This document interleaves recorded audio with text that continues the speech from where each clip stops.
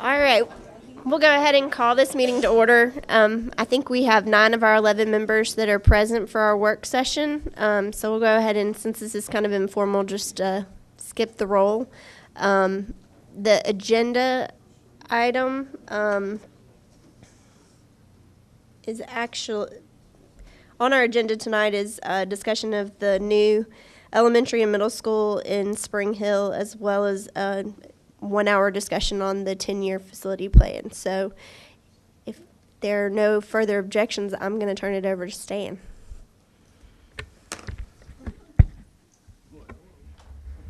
Thank you, Madam Chairman. Appreciate you all coming with us tonight. Basically, the reason we ask you to have this special called work session is to take a last look at the final design of the elementary school. It is finished. We're going to come back after we get through showing you that and talk about some next steps for that. The second part of that is you're going to see a first look at the middle school, but also a look at the site plan for everything, because what we want to begin talking with you tonight is moving forward with site development, and we'll talk about those after we've had a chance to walk through the plan. But Ben Metz with ESA, who has been the primary designer for this project, is going to walk through these schools with you, walk through that site with you, take an opportunity to let you ask questions. And then, like I say, once he has an opportunity to do that, we'll come back and talk about next steps for these schools. Thank you so much.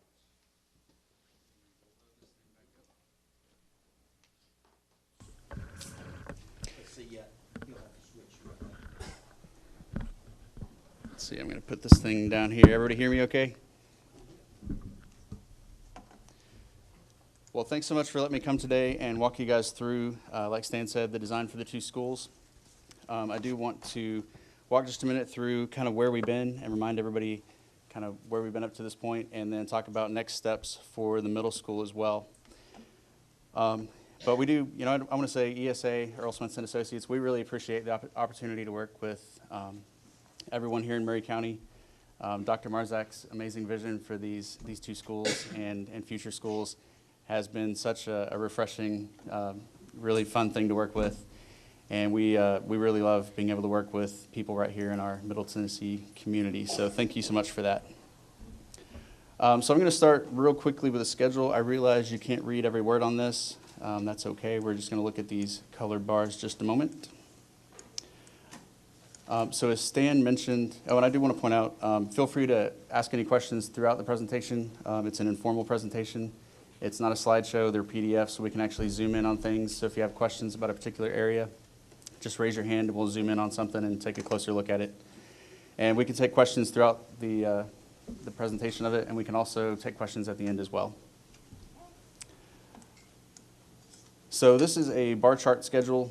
The bottom orange lines here are the elementary school, and the top is the middle school. And within each of those, this top orange bar is the total construction schedule, and then the first orange bar is the design schedule. And then you probably can't see this vertical orange bar here, but it shows you that from a duration time point, we're only about a quarter of the way through the elementary school.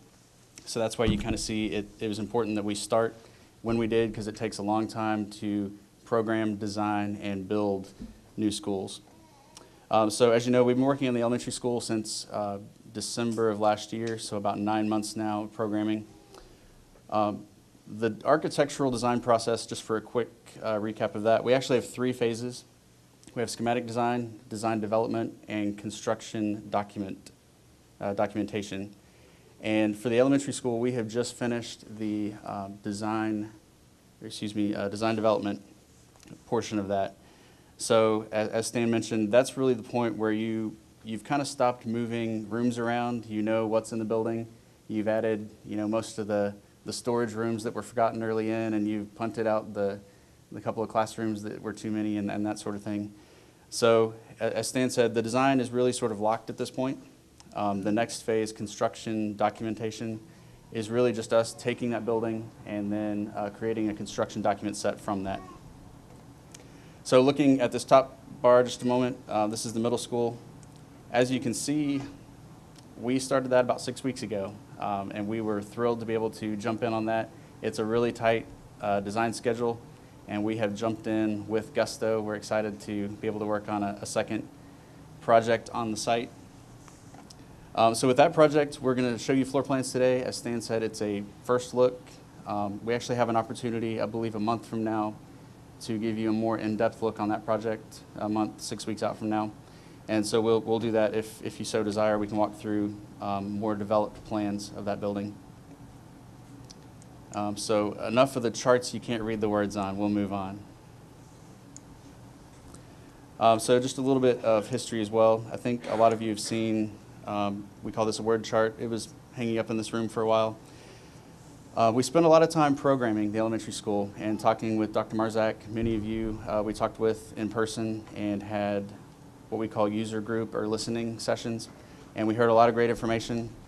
I believe we talked about this some previously. So, of course, problem-based learning is the big idea behind all of these schools, and it's a great way to educate children. And we've had, frankly, a lot of fun designing a building that truly works with PBL or project-based learning. You can see some other words here that kind of get smaller, different ones, but I think another really important one is multidisciplinary and really beginning to blur the lines between specific subjects and, of course, taking a problem and applying it to all subjects. And then also sort of merging the lines between grades. I think that's another important one as well that we'll talk about here in just a few minutes. So as part of the programming session, we developed what we call a program, a building program. This is just the summary sheet from that, but this is a multi-page document. And through each of these segments, we had many pages of all the rooms that go in the school. And of course, when you add all that up, our initial estimate was about 101,000 square feet.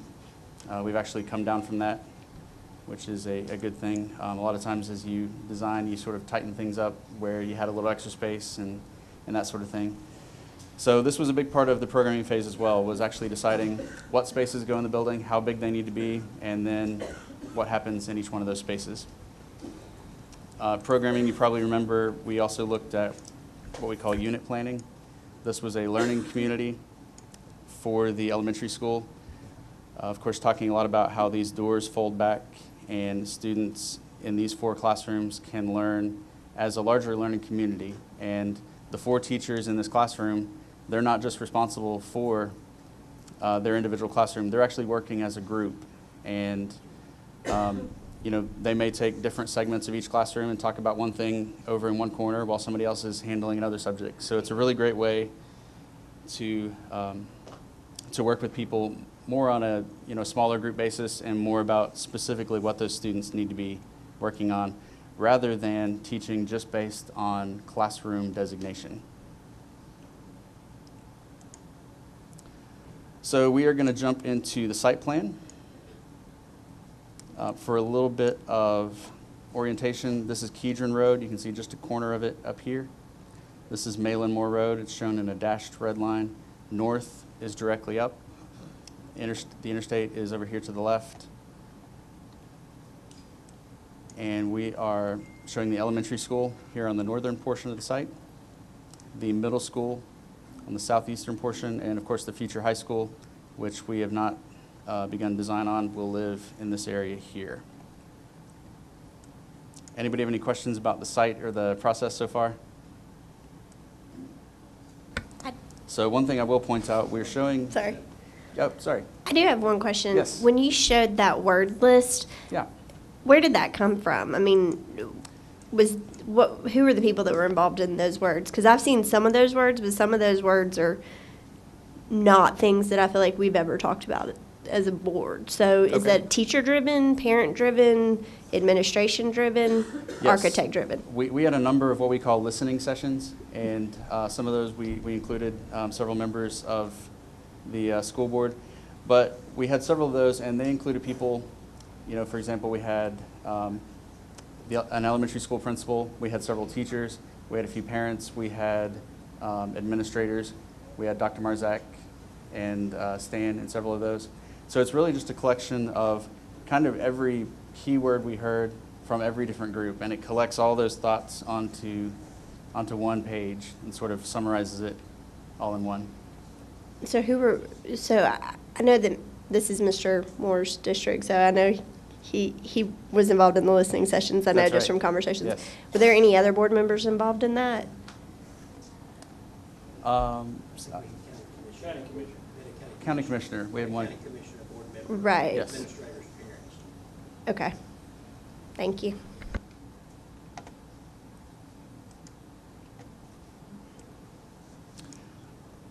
So looking at the overall site, we are proposing a road that will connect Malinmore Road through the site, go across the creek, and then connect into Hummingbird Lane.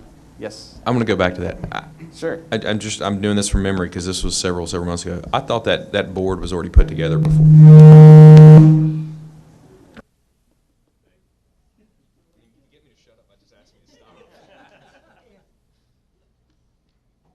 Okay.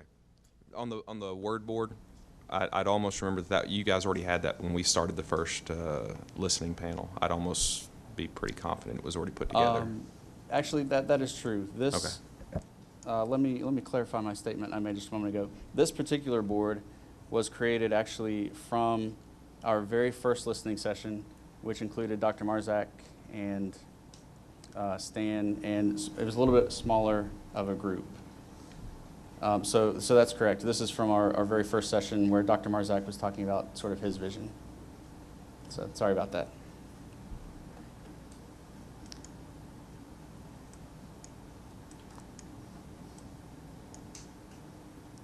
So looking at the site a little bit closer, like I said, we are proposing a major road or a site road that goes through the site, crosses the creek, and connects in over Hummingbird Lane. I believe we're currently in talks with the city to actually have them build that. So the two schools could actually work without that road. We're sort of designing it both ways. So we have the option to tie into that road or just allow two portions of that road to happen. Zooming in a little bit on the elementary school. Day one, it will connect only to Hummingbird Lane potentially, so it can work in that orientation. We have a loop road around the school. This provides good fire truck access, ambulance access, all sorts of things, as well as allows parents to line up beyond this point, and they can stack all the way around the building before they hit the road. So we're trying to nip in the bud any traffic problems that you may have had at other schools, and go ahead and take care of plenty of traffic stacking area in that location. This is the main entry of the elementary school. We have a bus loop here on the front portion of the building with bus drop-off in this location. With, like I said, the larger parent loop here with parent drop-off in this location. We have event and teacher parking adjacent to the gym and cafeteria for any larger events, and a central play area which will be contained by a site fence in this location. That way we don't have kids running off at any point, and they are really safe within this area here. So I'm actually going to jump to a slightly more detailed site plan. This was included in our design development set, so this is what's currently being priced by Bell Construction. So you can see it's a little bit more of a architectural type drawing. This is that major road that connects the two ends of the site. We have some visitor parking here, a large amount of teacher and visitor parking in this location. And so you can see that all of these areas have been a little more developed. We would have buses coming in this direction, and they can stack here and get back. The kids can get into the school in this location. Any questions about the site in particular before we jump into the floor plans?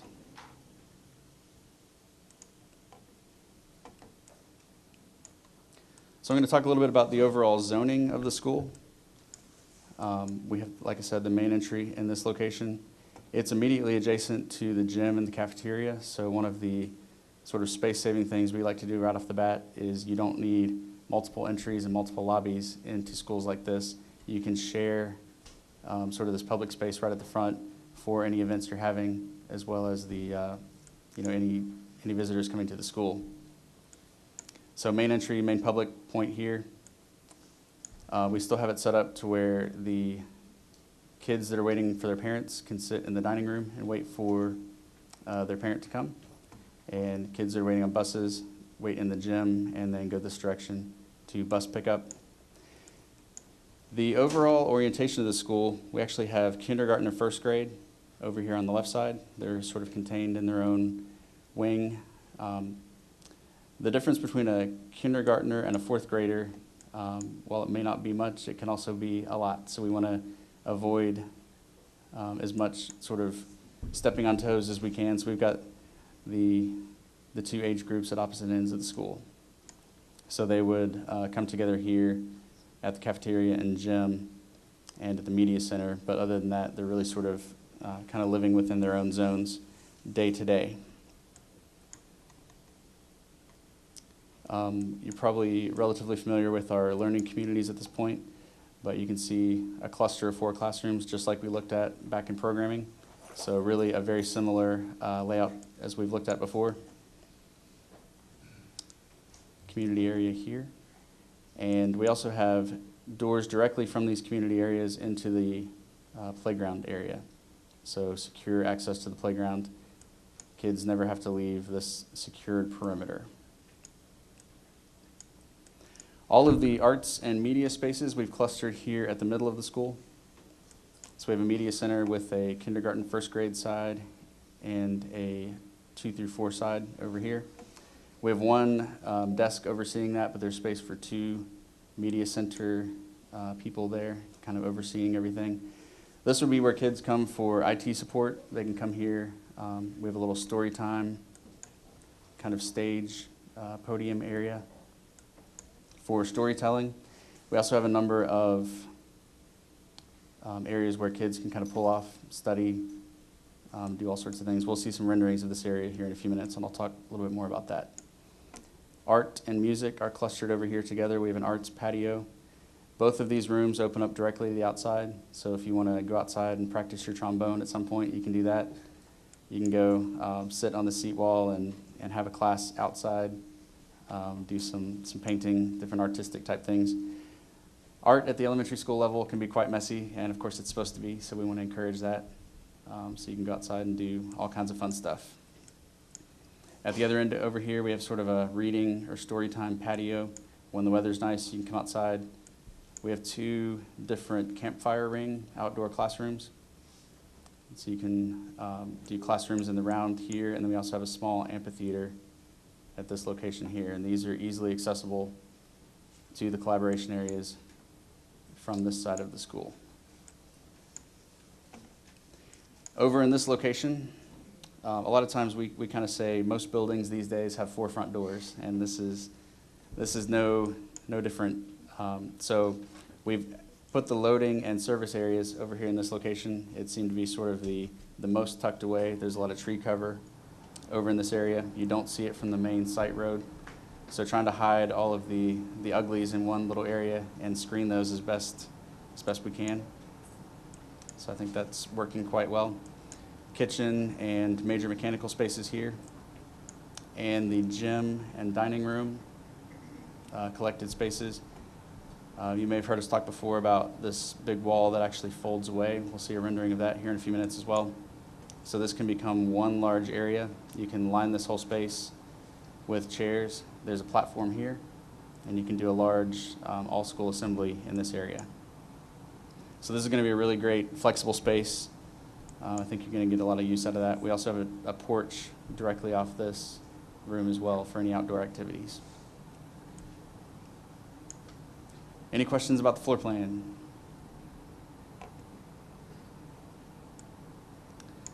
All right, so we'll look at a few architectural renderings. This is the main front door of the school. You can see the 2nd through 4th grade wing over here on the left. You can see a little bit of the gym over here on the right. We've worked really hard with this school. One-story school buildings can very easily begin to look like a pancake. Nobody wants that. So we have several different areas where the roof pops up for some architectural interest, but it also allows, you can see some high windows here. These are allowing light from above to come down into the collaboration spaces. So we get natural light deep into the school, even with this compact floor plan. So I think it's a really great feature of this building. Nice main entry here, school name could happen at this point. And of course you can see the edge of that grand porch over here on the gym side. Some of the materials, we're actually using a new material. It looks like wood, or not new material, but it's a cementitious panel. Has a wood look to it. We're using some dark brick and then some lighter materials here on the core of the building as well. So really tying back to some of the natural aspects of this site. Moving around the corner a little bit, this is the gym and dining room. So we wanted to really emphasize the high volume spaces.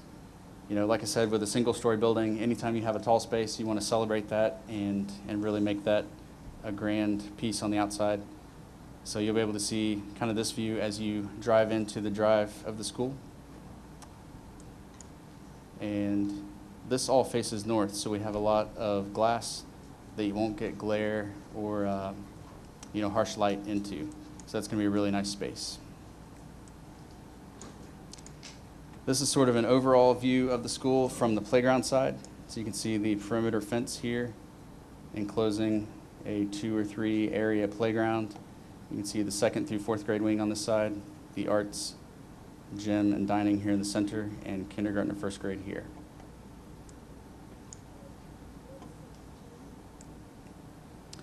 So next we're going to look at a few of the interior spaces.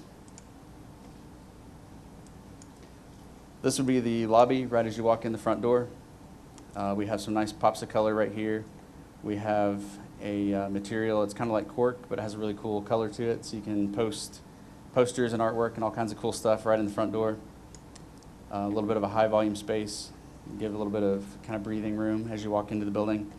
This glass looks directly into the media center, and you can also see through the media center and directly back outside. So I think one of the things that's really important about designing for young children is being able to see outside from any point in the building. So this building, with its shape and its location of windows, really does that quite successfully. I think you can see outside from just about every space in this school, which is a great feature. So next we're going to step into the media center. We're actually looking back at the lobby where we were just standing right here. So lots of glass connecting those 2 spaces. This is the media center desk and views outside into the courtyard. This is that little sort of stadium piece. You could fit about 50 kids on here, have a story time. You can see some pops of color, a little book storage down there. We've begun to, in this media center age, we sort of, you don't see rows and rows of stacks of books. We have more books around the edge of the room, and it becomes a little more, one-on-one computer media focused. So you can see books here, so that rings the space.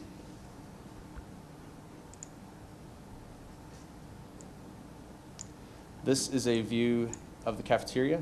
We have a cool floor pattern.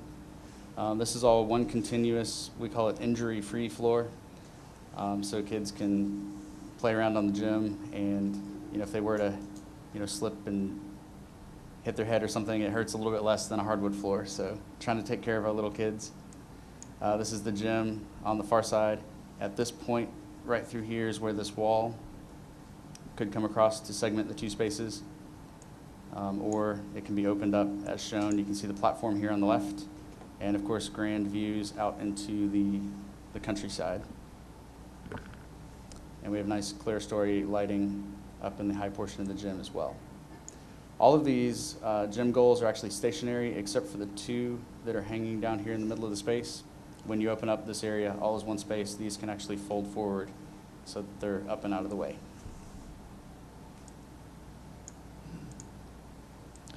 So we have a couple of views of different corridors. This is in the 2nd through 4th grade portion.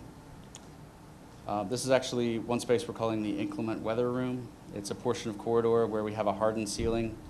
It's a concrete ceiling. You can close the doors at either end. And within these two spaces, you can fit all of the students and staff in these two areas, shut the doors, and ride out any inclement weather that happens to be in the area. But you can see, even though this particular space has no windows, lots of color. We have tack boards, we have furniture, we have some awesome little cubbies for kids to hang out and talk or study, a little bit of table space as well.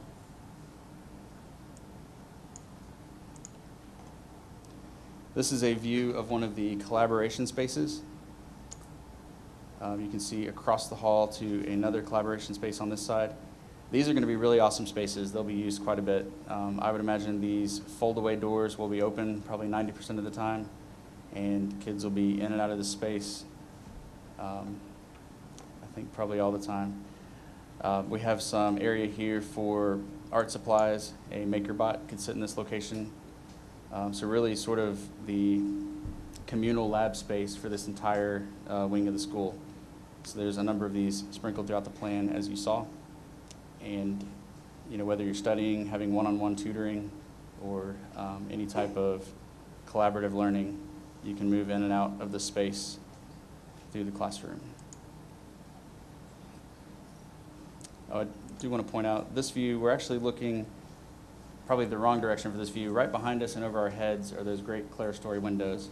So there's actually a strip of light windows right above our heads opening into the space. So this area shows a typical 2nd through 4th grade classroom. We have sort of a pop of color, a different color through each zone of the school. A cool rug here for any floor-based activities. We have TVs all around the room. We have marker board all over the place. So kids can pull up their desks right up to the marker board and look at something up close. They can move over and sketch on the marker board.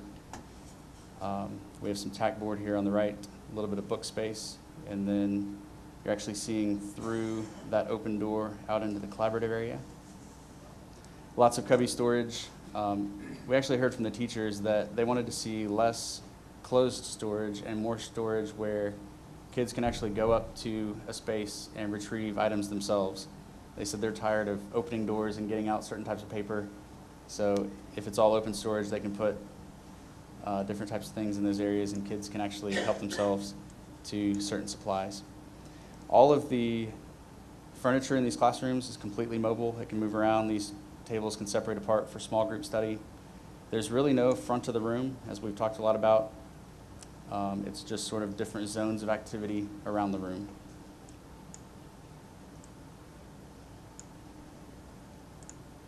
And we have one last interior space. This is the kindergarten through 1st grade corridor. It's also the inclement weather room for that portion of the building.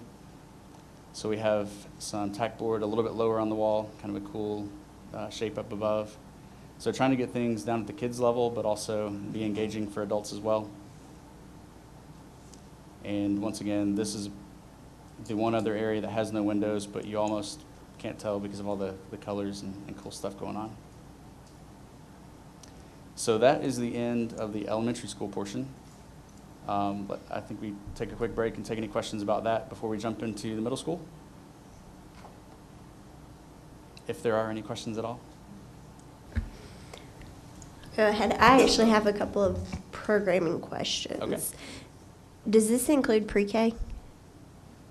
So we have not specifically planned space for pre-K in this building. We know that, day one, or we think day one it will not be completely full.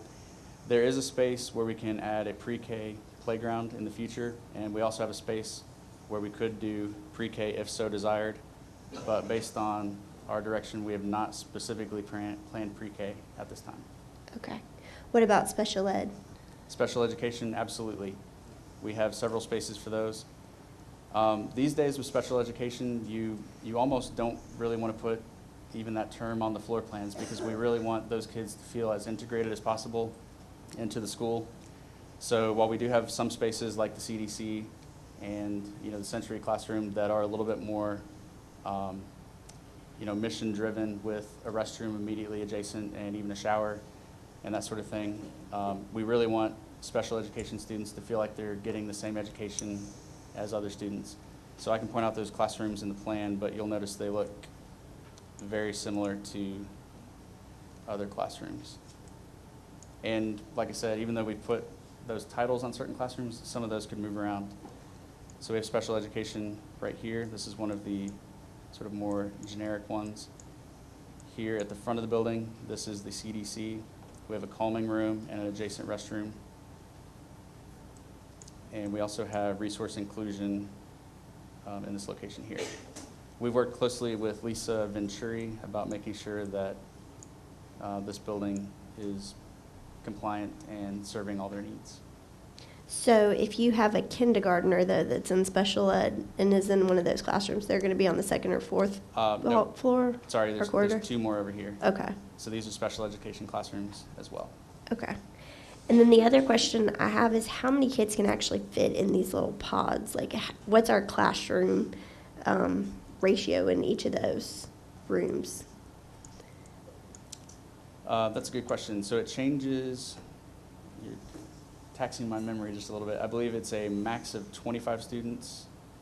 I think we used the state maximums of 20 students per grade up through grade 3. Grade 3. That's right. So 20, 40, 60, 80 would be in a learning community managed by 4 teachers and with a collaborative zone in the middle, and then slightly higher in 4th grade. Okay. So 20 in each of the purple? 20 max in each of these blue or purple areas, yes. Okay. And I know you mentioned about the multidisciplinary, kids being in different grades and being able to to collaborate. I think that's good, but our kids get tested based on their grades. Yes. So how are we going to manage that part of it from the academic side? So any kind of testing we need to do, we can shut the glass doors. We can have individual classrooms, but we can open the glass doors for collaborative space. So that's not a problem. And what's the sound quality of the sliding glass doors? The glass doors are STC rated, which is transmission coefficient. I don't actually recall the exact number, but sort of the term we use is you can't hear a conversation on the other side. If somebody were to scream, you could probably hear that through the door. Right. But they do have some sound management built into them, yes. Okay. I guess my concern there is, little kids, maybe a little ADHD, every little thing that goes on in the next pod that they can hear through the glass door. I'm just a little worried about what that's going to do to their learning environment. Well, and moving through project-based learning, the idea is that children in multiple classes are interacting throughout the course of the day, and teachers keep them engaged, and there's really not downtime, if you will. That's the idea through project-based learning. That's is very that- idealistic, Dr. Marzak. Yeah, true. It's very That's where we need to idealistic. get to. Yeah, that's where we need to get to. Exactly. Having a 5-year-old that's easily distracted, I can tell you that I don't know that he would do great in that kind of a classroom. If he can look through the glass and see his friend on the other side and, try to talk to him through it or whatever. I'm a little concerned about really what we're trying to go to, because I think I'll just be honest, the project-based learning I think is a great concept, but I think 30 years ago they thought it was a great concept too, and they built buildings exactly this way. And then they took down that glass and they put up walls. So what do we need to do? I mean, can we price it out both ways, I guess, is kind of one of the questions that I would have is, can we price it out with, a regular wall and with a glass wall and see what what the cost would be? Are you talking about the California open concept from the 1970s? Where they built circular and they had no walls and no doors, and they put 120 kids in a room with no walls and doors? Is that what you're talking about? Can I speak to it? Go for My it. sons were at Brown School when Sure. this open concept came to Murray County. Yeah, Where the media center is now yeah, was where the kindergarten was. yeah. My son at that time was in the first kindergarten in open concept. There were 4 kindergarten classes in there. Also, the 5th grade and 6th grade had open concept as well. Yeah. And it was a new thing, you know. Yeah. I don't think it was a problem.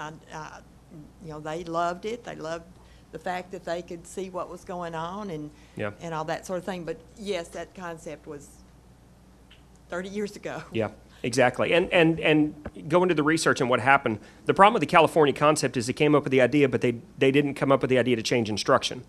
So teachers were still doing lecture-based instruction, but now no walls. And so what you would have is 2 classrooms, and these kids looking at this teacher, and these kids looking at this teacher, and 2 teachers trying to talk to kids at the exact same time. And so that's one of the reasons why ultimately they decided to put up the walls and close the doors so this teacher could talk to this kid and these kids could hear this teacher talk. So they didn't really work on training teachers to adjust their instruction. And so what we're doing is we're working through changing our instructional model to where kids are no longer sitting and they're passive and they're quiet. They're now actually actively participating in education, and the teacher's flowing around helping kids while they're actively learning. And so that's one of the reasons why this model facilitates not only a traditional, where the doors and the walls can be closed, but also it facilitates an open, where kids can flow through and teachers can facilitate that learning at the exact same time. So that was the idea for the model. Thank you, Chair. I mean, I love the design, to be honest with you, but where my concerns are coming from is actually over the budget. We may be a little bit out of turn, but I don't know if we're going to get into that. But Williamson County right now, they're building a K-8 school in Thompson Station. That school that they're building right now, we got information directly from them. I think all the board members got that they're building that school at $141 a square foot. And that's the whole 9 yards. That's design, furnishings, everything for $141 a square foot. The current budget that we have for the elementary school is $270 a square foot. That's $37,000 per student. The high school, the middle school that we're looking at, the current budget is $284 a square foot. That's $41,000 a student. Now, just some contrast for comparison, the Central School, Central High School, and that's a high school that we just got through completed, we only spent $32,000 a student there. At the end of the day, I'm good with any design. And I don't want to micromanage. I want to trust our professionals. You all tell us what's best from an academic standpoint as far as the design. But I just don't want things to get too far ahead of us where the design is setting the budget and not the other way around. And so I just want to make sure that whatever design that we do have is whatever this board's budget parameters are. And I've voiced concerns before that I have concerns that the current budget that we have is too high. And in fact, I'd like to possibly revisit that, possibly reduce it. I don't want to get into the micromanaging of changing designs or getting into, where one thing goes over the other. But I think we, as a board, can communicate to our architect and communicate to our construction manager that this is where we want to set the parameters, and then they can follow that. They can follow that guidance, not the other way around. And I think we may need to revisit this. We've got a lot of other needs of our current schools that we need to take care of. And I think the commission, I know that they provided the funding for these 2 new schools, but I think they would understand if we have other needs at other schools, and if we need to take another look at this budget that we're looking at right now for these Spring Hill schools to take care of some of these other needs. I think they would understand. I think they would be okay with that. But right now, the taxpayers are frustrated. Right now, we're paying for the growth that's coming in, and it's on the backs of the current taxpayers. They are the ones that are funding, and it's making a huge impact on them. I'm hopeful that the commission can eventually get through the impact fee where the people that are causing the growth have a little bit more skin in the game. I don't think it relieves us of our obligation we know that the growth is coming, and current taxpayers, I think they understand that we have to chip in, we have to deal with that growth. They're okay with that. But again, they're okay with taking care of those things, but they're not going to be happy if they learn that we, on the backs of the current taxpayers, using to pay for this growth, and we're not going to take care of our current schools. They're going to be very frustrated.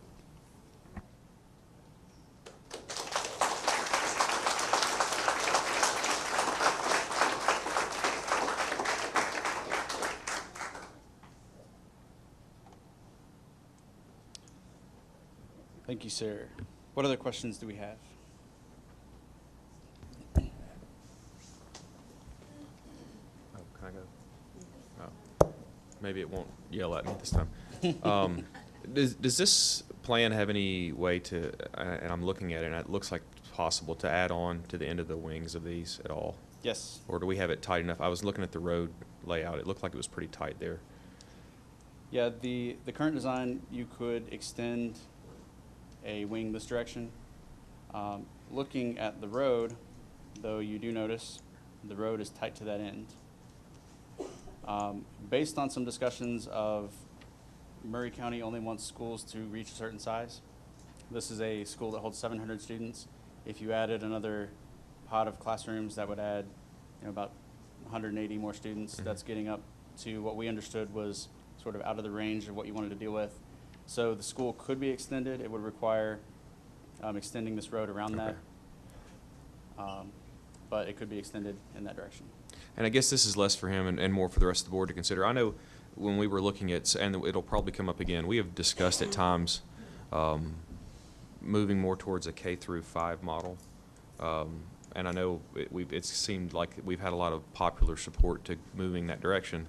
However, cost seems to be kind of always the thing that pops up. I would just encourage us as a board to continue to keep that kind of in our minds, especially as we're currently looking at a redistricting or a kind of moving things around for the future anyway, and maybe looking at the purposes of some of our existing elementary schools. Maybe if we could, since we're moving a lot of things around at once, this may be a time where it would make sense to look at that again.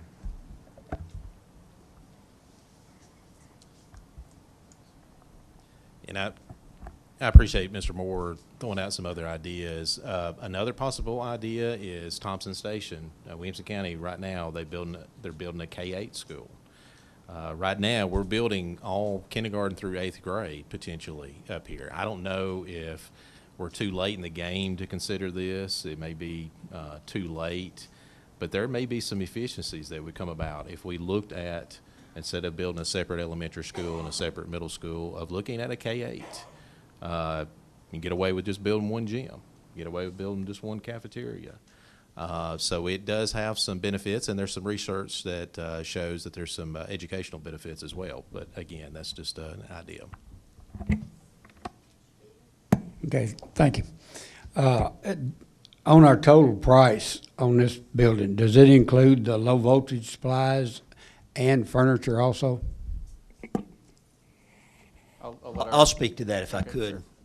Mr. Beaver, actually, the budgets that we've been talking about so far, and we've set some preliminary budgets. One of the things we were going to talk to you about in next steps tonight is coming with a firm budget on the elementary school by the 28th meeting. There's some work being done by Hewitt Spencer to do that, but all numbers that we have talked about would include everything, all the furnishings, low voltage, and everything for the building. Yes, sir. It would be an all-inclusive. It is not just a construction number. Okay, so, all right, thanks, sir.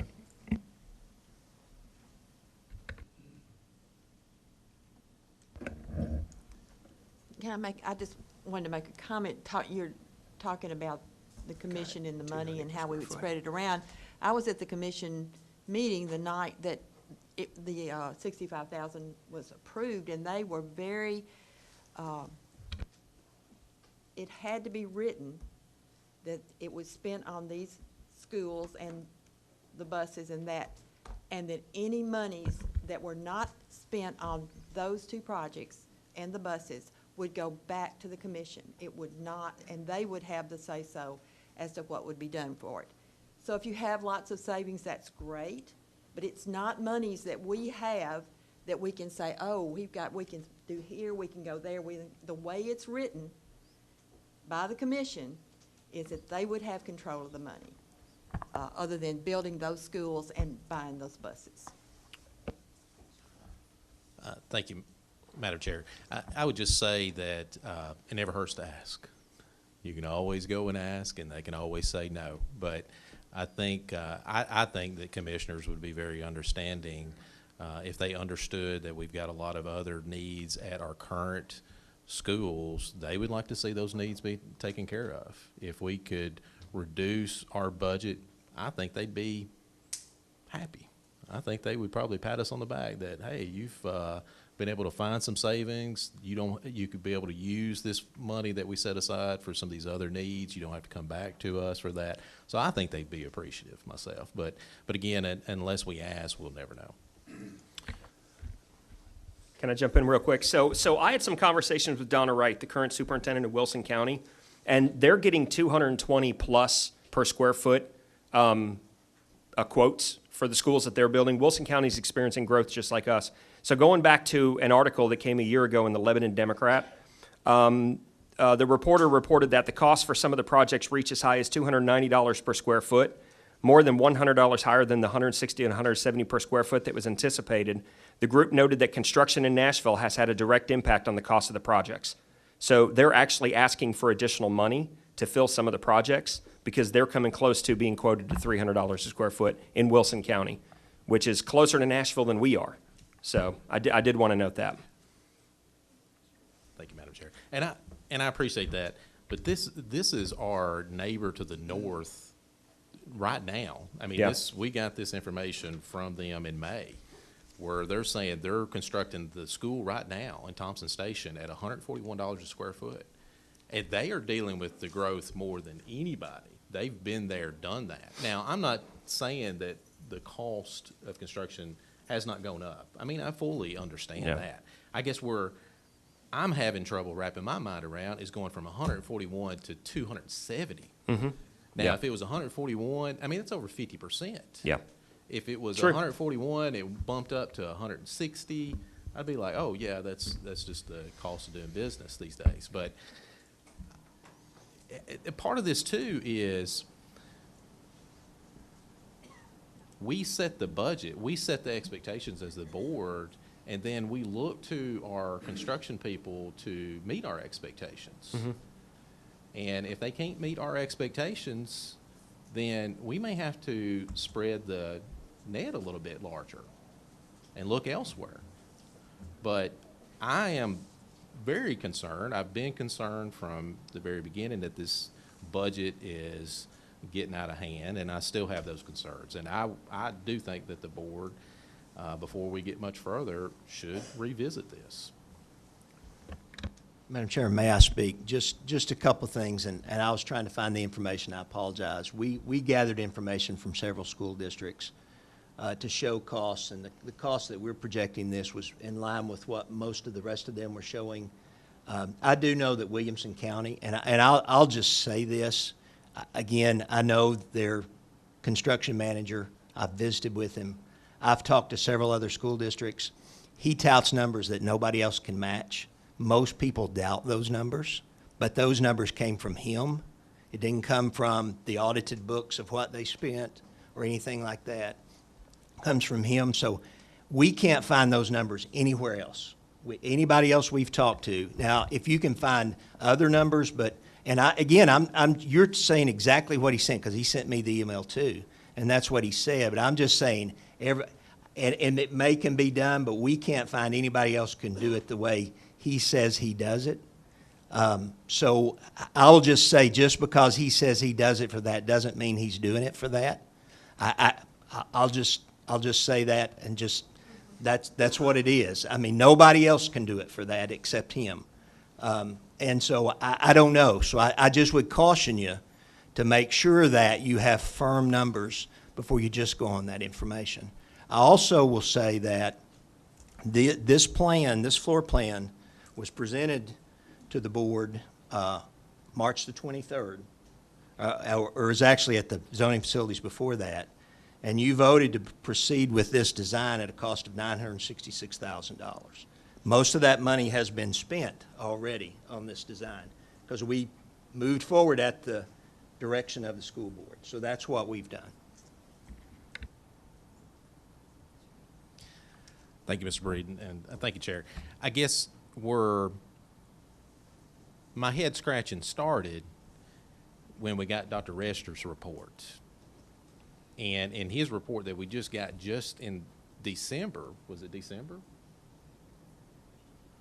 The budget that he was saying the replacement cost was $150 a square foot.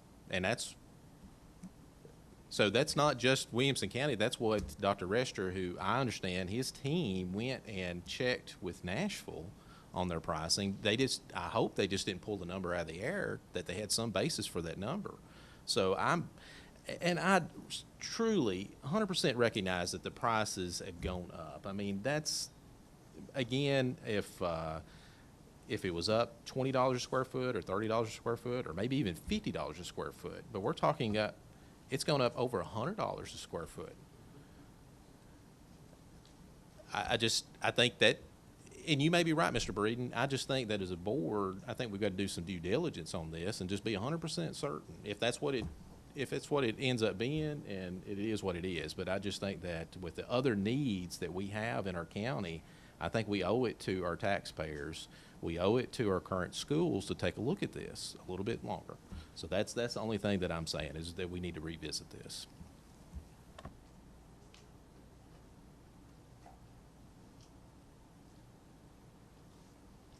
Any other questions? All right, we'll jump into the middle school. Yes. And Stan, if you could clarify this, Dr. Register's numbers, I seem to remember that those numbers were just for the building and not the site. I think that's correct. I think it didn't include site We have almost costs. $50 a square foot just in site cost. Thank you, John. So we'll look quickly at the middle school. Like I mentioned at the very beginning of the presentation, the middle school, we just found out 6 to 8 weeks ago, and have been working furiously on that design as well. So we have a little less to show about that today, but we wanted to give you an intro of where we're at, show you a little bit on the site plan, the overall site orientation of the middle school, and let you know that we are on track today to open the school at the same time that we open the elementary school in 2019. So the middle school is at the southeast corner of the site. It has good visibility from Malin Moore Road. We actually kind of debated back and forth a little bit about where these two schools should go, whether we should flip the high school down here, put the middle school down here. The plan is to have one stadium that serves both the high school and the middle school, and there's a little more room down on this site. So we actually put the football stadium and track at this location directly adjacent to both of those schools and even closer to the middle school. So we want these kids to, walk just a little bit less to have to get to that particular element. We're right here near the site entry on Malin Moore Road. We have another car loop that goes around the building. The main front door is here. We have visitor parking, front door in this location, visitor parking here and around the building, staff parking and bus drop-off at this location, and we actually have parent drop-off at this end. So a nice loop, like I said, keeping traffic from backing up at this location as well. I do want to point out this site being an old farm, it has some terrain to it. We're actually on sort of the top of a little hill here, and you actually move downhill in this direction.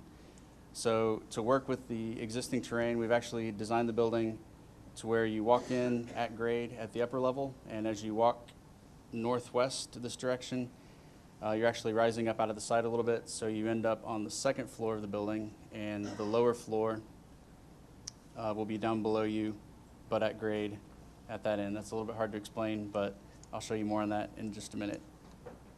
But this is a pretty unique design to actually work with the terrain and not try to fight and flatten out a site that doesn't want to be flattened at extra cost. So working with the terrain of the site we have. So this building is a pretty simple organization. This is the main entry that faces Malin Moore Road. This is the academic wing. This is fifth grade at this portion. This is a one-story section of the building. So fifth graders, you know, they're the closest to the coming out of fourth grade. So we wanted to make this a little more similar to the elementary school from a sort of functional standpoint, and not necessarily have those kids, you know, have to navigate steps in their day-to-day, or, you know, sort of to move from class to class within their day. We have the media center here in between the upper and lower grades, just like at the elementary school. So those kids can come together at this location. As you can see, a lot of these spaces are just blocks at this point. So we are, you know, kind of going around and designing each specific area as we go. So this will get infilled with more information as we move forward. This is 6th, 7th, and 8th grade on this wing. This, as you move to the left, is coming up out of the site. So it's a two-story wing. You can see stairs at these points here. So you can see we have a very similar learning community type layout. These actually have direct views to the outside. We're designing this really nice education courtyard. So we'll have green space that's protected for kids to move out into day to day. We know that middle school kids, you know, middle is kind of an indicative term there. They're not on quite the rigorous schedule that elementary school kids are, but they're also not, they don't have as much sort of free time as high school kids do. So we're trying to work with, you know, the students being able to have some time kind of to do homework and go to study lab and project lead the way and that sort of thing. But we also know that they're on a little bit more rigorous schedule. They don't have quite the free roam that high schoolers do. So giving them a protected courtyard where they can be outside, but not necessarily just out in the world. So these collaborative areas are a little bit different from the lower grades. We actually have a stair in each one, so you can move up and down within those zones. Very similar sliding glass doors in these locations that fold back really easily. Modular furniture, TV screens along the wall, lots of whiteboard, all the same type of stuff. One of the things we heard early in is that the cafeteria and dining and food is really the heart and soul of this school, or needs to be. So we actually put the cafeteria right at the middle. It is on the lower level, so when you walk in, you get great views down into that space. You get views across this grand stair and then out into the courtyard from the upper level. So we're actually designing a stair that's kind of like a mini theater. You can move down one side for walking day to day, but then there's little spaces off to the side where you can actually pull aside and, you know, stop and talk to someone, or you could do an impromptu presentation down here at the bottom with other students sort of sitting here and watching that. So a nice big stair to connect the two levels. On this end of the wing, we have arts, we have band and choral and some of their support spaces. We have administration in this location, a bank of restrooms. And then once again, down below, we have a gymnasium here. So moving to that lower level, which is directly accessible to the courtyard area and also accessible to the sports fields off the page to the left. We have the main gymnasium, an auxiliary practice gymnasium. We know that with the number of students that we're serving, we can't just get away with one gym, even in the middle school. We can't schedule that to be used by enough students at any one time. So this school requires 2 gyms for the number of students that are being served. We have a kitchen, support dock in this location. Once again, away from the roads, nice and tucked away behind the school. Cafeteria here, nice views and potentially outdoor dining in this courtyard space. The lower portion of that grand stair that connects the 2 spaces. And then this is the bus drop off here and the Project Lead the Way lab sort of anchoring this corner of the building. And then a very similar academic wing at this portion here. These dashed areas actually show the 2nd floor, which is up a level but at grade at the floor above. So like I said, a little less developed at this point than the elementary school, but we wanted to give you kind of a sneak peek of where we're headed. We'll have some additional views and some more detail on some of the major spaces here in the near future. So what questions about the middle school do you have?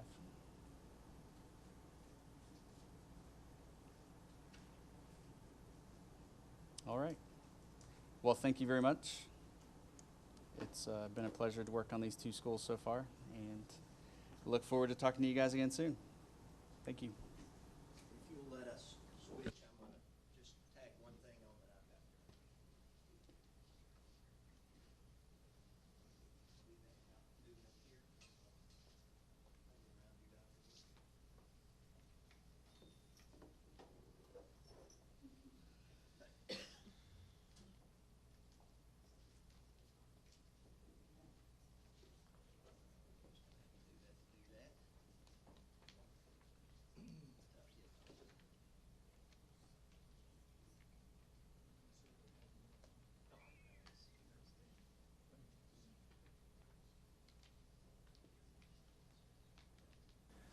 So the next kind of final part of this, and we've asked the representatives from Hewlett Spencer here to speak to the schedule part of this. There was a very detailed schedule in there, but what we are bringing to you tonight, and the reason we wanted to meet tonight is because Hewlett Spencer has told us that the earliest they can have this information for us is September the 28th. Working with theirs. So we would like to bring back to you for approval at the 28th board meeting. And that is the following: a firm budget for the elementary school, which would show now this is not a guaranteed maximum price, but a firm budget, construction costs, total design costs, furnishings, equipment, low voltage. And that night, they would deliver a GMP for site work for both schools. And this would become a part of a total GMP we'll talk about a little bit later. But the reason we're asking that is it would be vital to approve it that night in order to deliver these two schools by the start of school August 2019. They have said that in order to get these schools built, we have to get the earth moving. I started to say dirt work, but you all know what I'm talking about, don't you? The earth moving work done this fall before we get into cold weather. If we wait and we get into the weather portion of that it probably would not be able to make a schedule of start of school to August 2019. The next thing at the October 12th work session, as Ben referred to earlier, they would come back and present the full schematic design for the middle school, kind of a full look at that. Then in December, Hewlett Spencer would deliver the final GMP for the elementary school to be approved, so that then upon approval of that, construction work would begin. February, they would deliver the final GMP for the middle school for school board approval, and again, begin construction of that school. I threw in here just so everybody will remember, beginning next year, during the fiscal year, we'll need to begin looking at principals and staff, some staff, not full staff, but principals for sure, maybe a bookkeeper, or something to be hired for these new schools. Also, we begin buying supplies for these schools to get them equipped, ready and then would open these in August of 2019. So that is, again, what we're bringing in the form of a recommendation would be this tonight.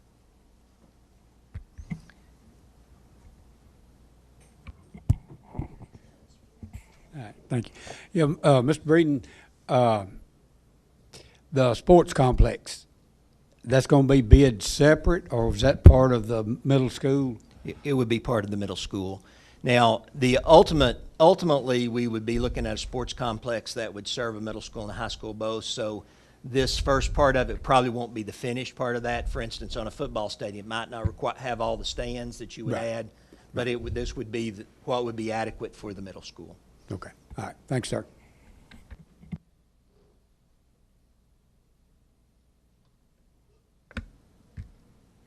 I'm glad to see that you're looking at staffing as well.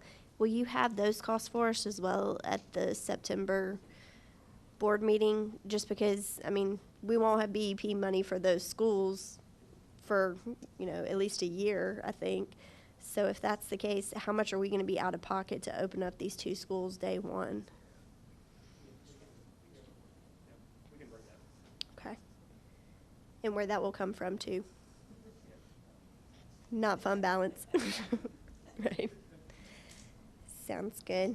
Any other questions? Any lights I'm missing? All right. Thank you, Mr. Breeden. Thank y'all.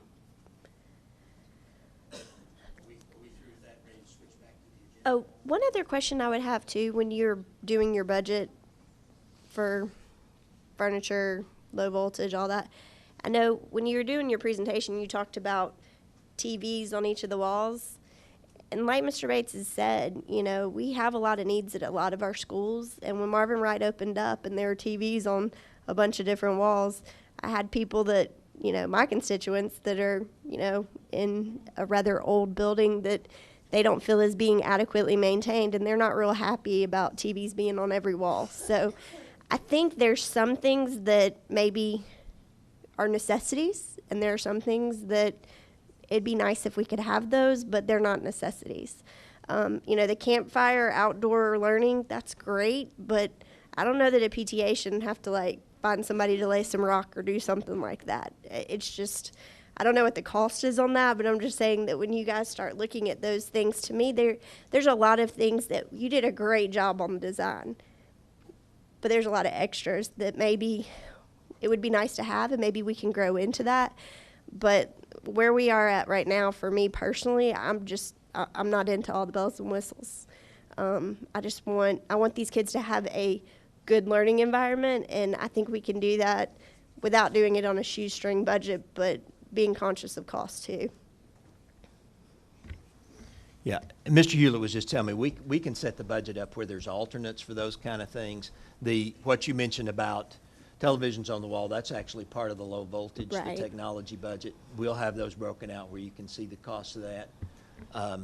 Again, what we've been trying to do is work within, as Ms. Kinzer was said. said earlier, Ms. Kinzer said, you know, I was in the meeting she was with, that the county commission was clear this would be spent on these two schools. We've been working in mind of staying within this budget. Gotcha.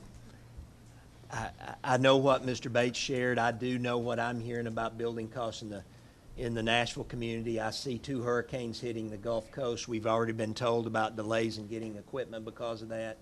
I just hope we can build them for those prices.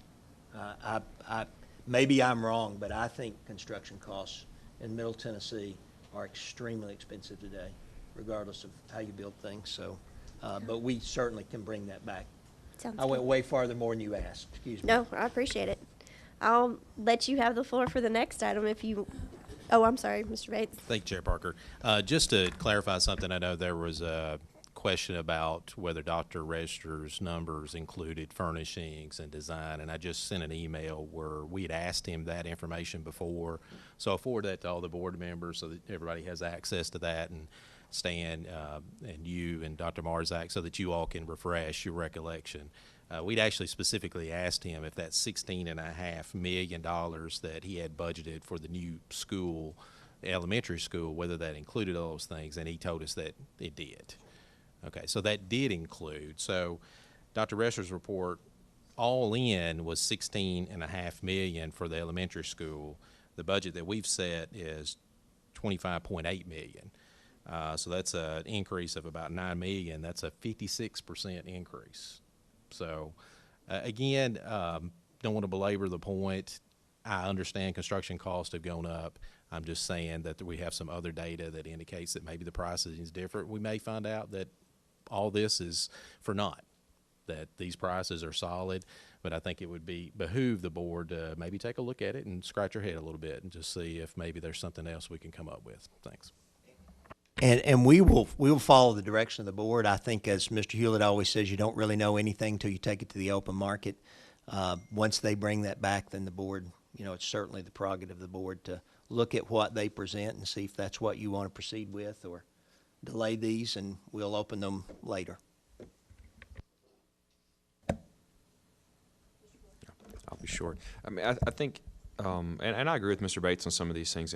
What I've felt like all along is we've kind of decided we needed some schools, and we've started looking at things we'd like to have in those schools, and the number just kind of created itself. And I can understand his issue with that, because I have some issues with it too. I don't know how to fix that process, and I don't know if it's even possible if I mean, as you said, we may be too far into this one to fix it too much. But I think it's definitely worth considering that as we move forward with these schools or any other new projects we have, that we have a different process where we're not just waiting for some number to show up at the end and we have no clue what it is. Because I didn't know what to expect when we started on this, and it's radically changed from what we were, early on, what we were told it would be and what it's looking like it may be now. And it's a very unnerving thing to be sitting in these seats up here when you just have no idea.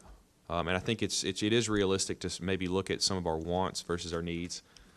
Extra TVs or whatever. I understand those may not be the best example, but there are some costs that we may have to look at. We may like some of the designs here, but if the reality is we can't afford to do them and still meet our other needs, we may have to look at making some other decisions.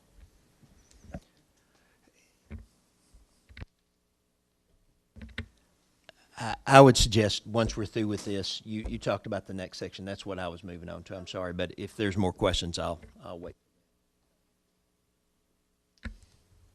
Seeing none, we ready to move on to the next item? The next item is our 10-year facility plan. We've got allocated for that an hour. We got this plan, I guess, back at the end of December, 1st of January. We had a chance to meet with Dr. Register in February, I believe, and it's just been kind of sitting there. So I wanted to put this back on the board's radar because as we've been working on our strategic plan, I think that this is something that we need to tackle and see where we stand on it now. Mr. Moore? I wanted to say something on that because I know this is we originally were presented with this 10-year plan, and we really didn't, as a board, do anything with it. And I know it's kind of put us in a tough spot because I know Stan and the staff have operated in some instances as if the 10-year plan was something we adopted and when we didn't actually. So, I mean, I've talked with the chair about this, and I agree that it's something we definitely do to clarify as a board. Do we want to adopt this plan as it is? Do we want to look at some of these and toss them out completely and consider some other ideas? Or, I mean, I just think we need to do something rather than just kind of letting it sit here because, again, I think it's unfair to ourselves, the public, and the staff to have this plan sitting out here that, again, we have not formally adopted. So it's really just, at this point, some recommendations that we paid for. But they're not, again, as a board, we've not voted to do any of these things or make any of these changes specifically. However, we have made some actions to this point that have relied on this loosely. And again, that's probably something we need to clarify. I would like to see us as a board, again, either adopt it wholly, toss it out completely and start over, or modify it and come up with something so that we can have it similar to what we're doing with the strategic plan. Get something concrete that the staff can move forward on and that we can rely on as a kind of a map for moving forward. Mr. Bates? Thank you, Chair Parker. I guess I hate to say it right now, but right now this report is worthless. You remember how the plan, the tool that it had was this repair replacement comparison. So we would look at what is going to be the cost to make repairs of a facility versus what are going to be the cost of replacing that facility. And so what the report uses is a tool to compare those two. And it makes sense. I mean, that's a good tool, okay? If the amount that I'm going to be spending on repairs gets to a certain level, does it make sense to keep putting money into an old building? Do we just need to replace it? So that makes a lot of sense. So I think the tool is very valuable, but just like any tool, garbage in is garbage out. And I hate to say, right now, what we're talking about here tonight is evidence that potentially it's complete garbage in. And it's got to be one or the other. Because remember, the replacement cost, we just got through talking about that. So that's one of the big key things in this report is the tool of repairing the replacement costs. Well, somebody's completely off. Dr. Register's report says that we can, when we're comparing, if we're going to be making a decision, hey, does it make sense to spend the money to patch this place up, or is it better just to replace it? Well, we need to know what the replacement costs truly are before we make that decision. Otherwise, you're going to be making some pretty wrong decisions. You probably could have got been much better to take care of what you have and spend a little money to maintain that current facility. So right now, as it stands, Dr. Rescher's report is using a number of $150 a square foot to replace a facility. We're talking here tonight, and there's a disagreement. Staff is telling us, no, it's $270 a square foot. Well, I want to get to the bottom of that first. Which is it? Because how in the world can we logically and intelligently look at any facility until we know what the true replacement costs are? Is it $150 a square foot, or is it $270 a square foot? And that's not just a little bit. You know, if it was just a little bit, it wouldn't make that much of a difference. But when we're talking over 50% off, then we've got to figure out what the facts are. And then also, when we look at the report, the repair costs are completely off. Now, that's no fault of Dr. Rescher, but the repair costs that they were utilizing were from the EMG report. EMG went in, and I think they did a very valuable service to us to go and do a global review and to give us just a rough budget of this is what you may want to spend. But they didn't go in and diagnose for sure whether something needed to be replaced or not, or repaired or not. All they did, they went in and they just said, well, it's getting on the timetable. You may have to replace it. Well, we've since gone in and had trained experts, professionals. We've had trained go in and look at these facilities to see. Okay, EMG told us to put that on our radar. Do we really need to replace the plumbing? Do we really need to replace the electrical?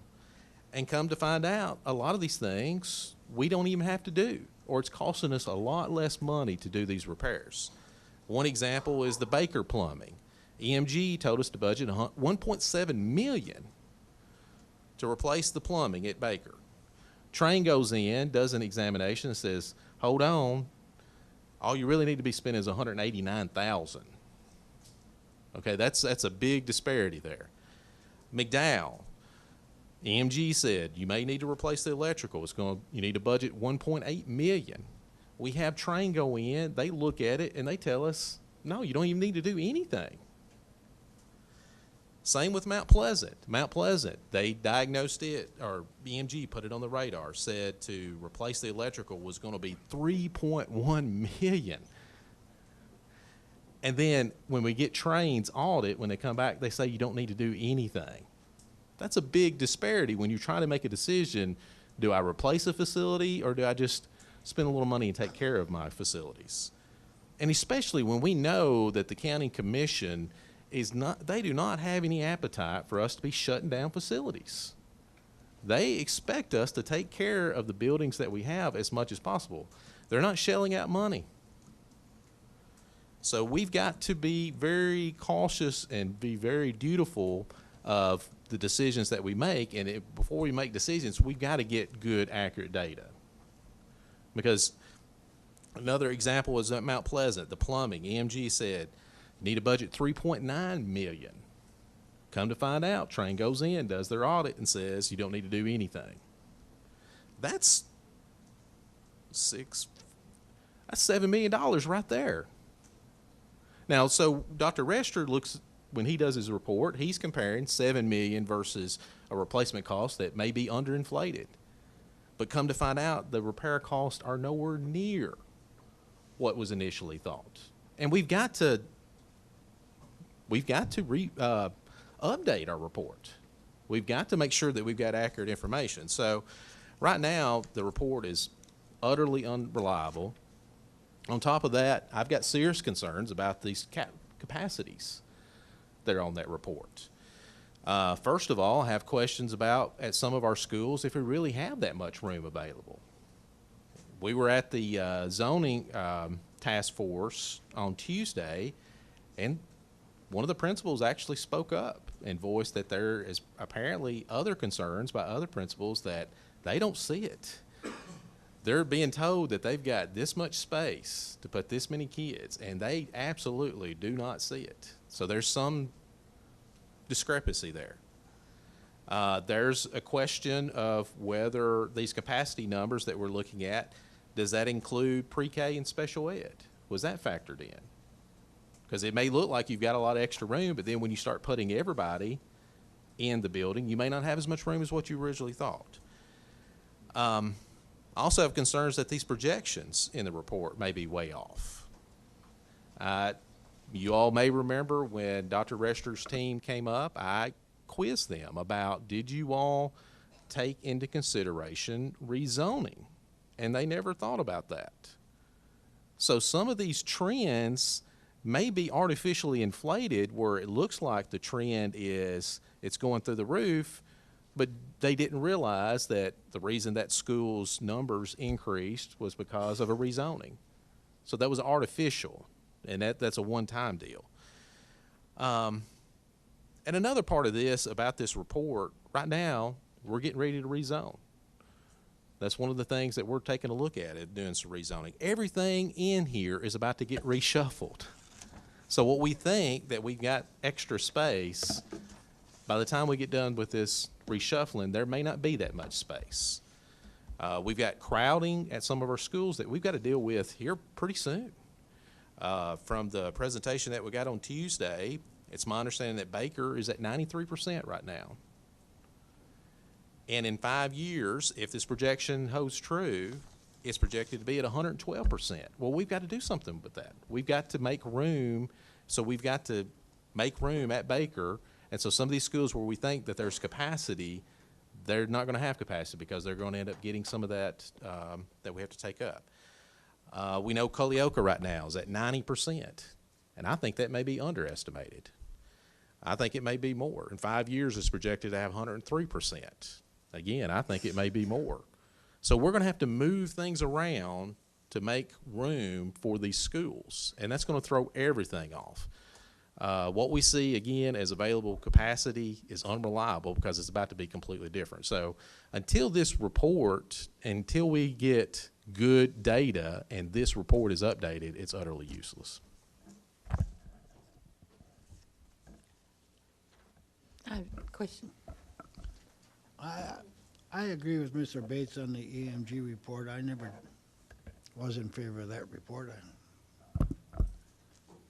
They looked at a piece of equipment and said, well, that equipment was put in here in 1990, so let's see, it can only live for another 6 years, so it's, and that's what they based their whole study on, not on evaluating how it was working or anything. They evaluated it on time alone. That's it. From my understanding, that's what they did. And as far as I'm concerned, the EMG report isn't worth the paper it's written. It's just my opinion.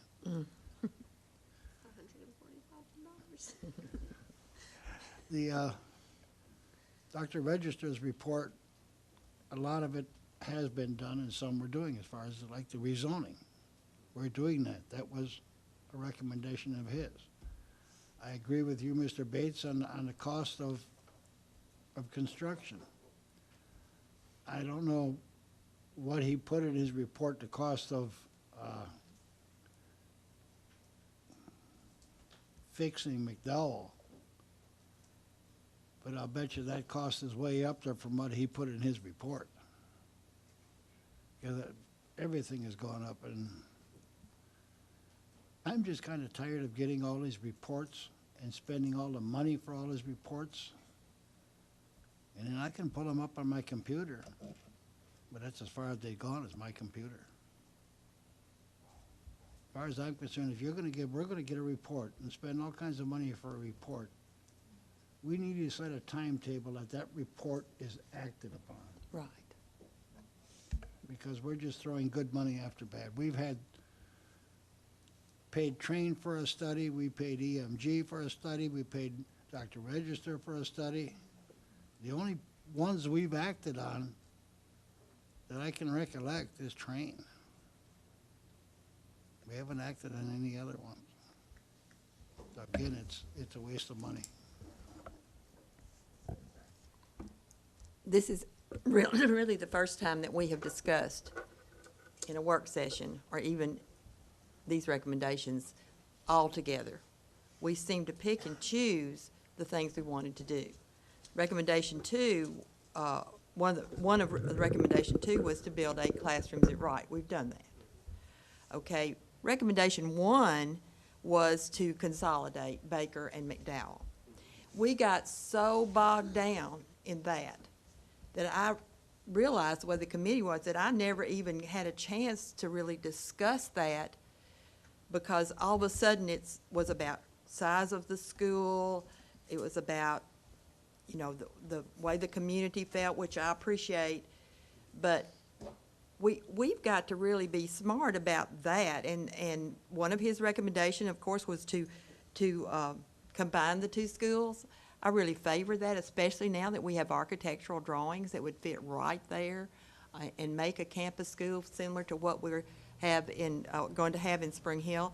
But that was his first recommendation, and yet we just kind of pushed that out. What the commission has said to me is that McDowell is going to be a priority. Spring Hill High School may be a priority. I'm looking at the fact that I'm a Columbia taxpayer, and my taxes this year and for the next few years are going to be to build schools in Spring Hill. A lot of money spent for that. So I expect that recommendation one, the next priority we have, which should be to take care of Baker and McDowell. I think it should be the number one recommendation. So no, these recommendations aren't garbage.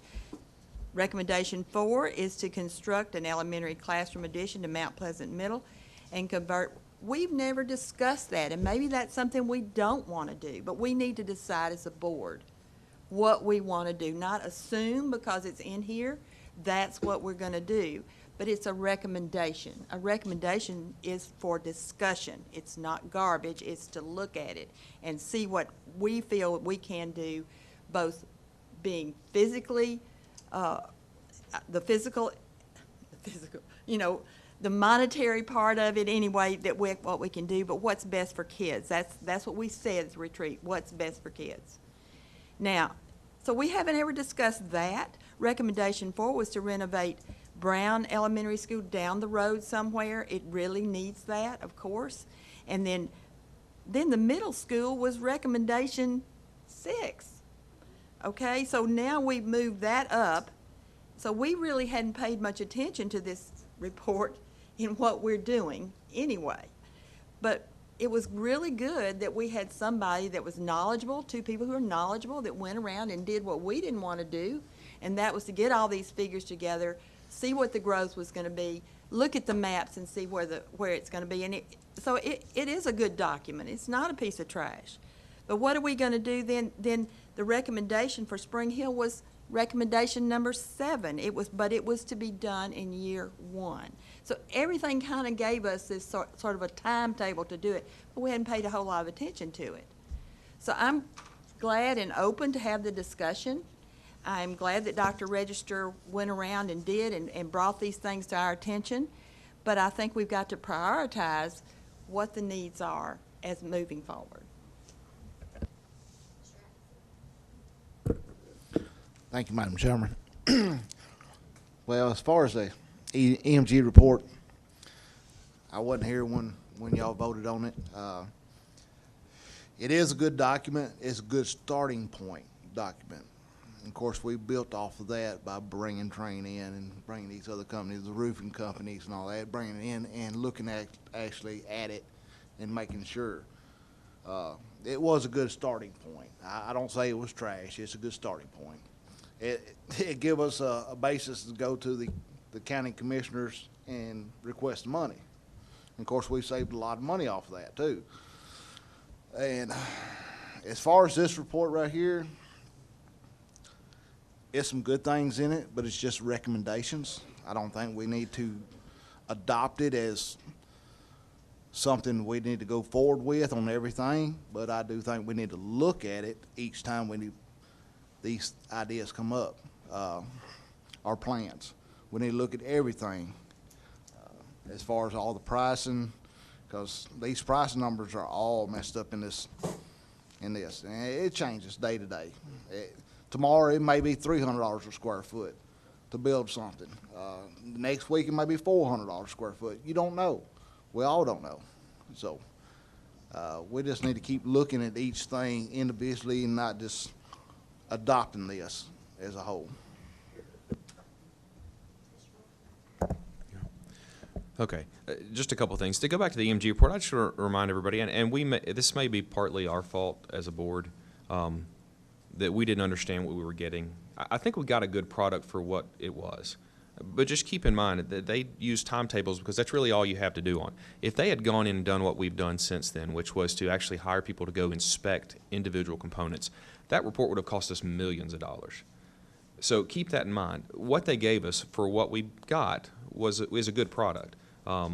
So that's just something to keep in mind. We would not have, for $120,000, gotten the level of what we've spent, well over $120,000 at this point, to get the in-depth report through Train and a bunch of other systems. And it would have cost us even more to really do a detailed, literally wire by wire, pipe by pipe inspection would really be expensive. So for what we got, it was a good start, and I think Mr. Atkinson laid that out pretty well. We could complain about the rest of this. I would like to see, moving forward, updated numbers, and that would include moving in the new population data, which you've done some of that too. I agree with Mr. Bates. I really think and based on some of the other things I've heard from people in the schools, is to really double check our capacities. I know we got a formula, and I believe you said that on Monday night or whatever, Tuesday night, that's based on the state maximums. Perhaps we need to take those formulas and back those off of the state maximums and come up with something that we're all comfortable with, or that you guys are comfortable with, that is more realistic, and then run that back by the principals to see, hey, does this start to feel like a real number? Now, I have a feeling what's comfortable to them may be lower than what we can really put in a school. I think that's the reality. So we may need to find a medium there that pushes them a little out of their comfort zone, but yet is still a reasonable number. But I think the bottom line is we need the new numbers. And I'll go back to this too, and this has been asked for years. I still think we need to look at these things. We need to look at the cost to operate each of these schools, and I believe we're starting to get to the point where maybe we can have that, what it costs to operate the schools. And Mr. Bates brought that up too as well. I want to get the new updated FCI, the Facilities Condition Index, because just like he said, we've radically changed both the replacement cost and the repair cost, both sides of that formula.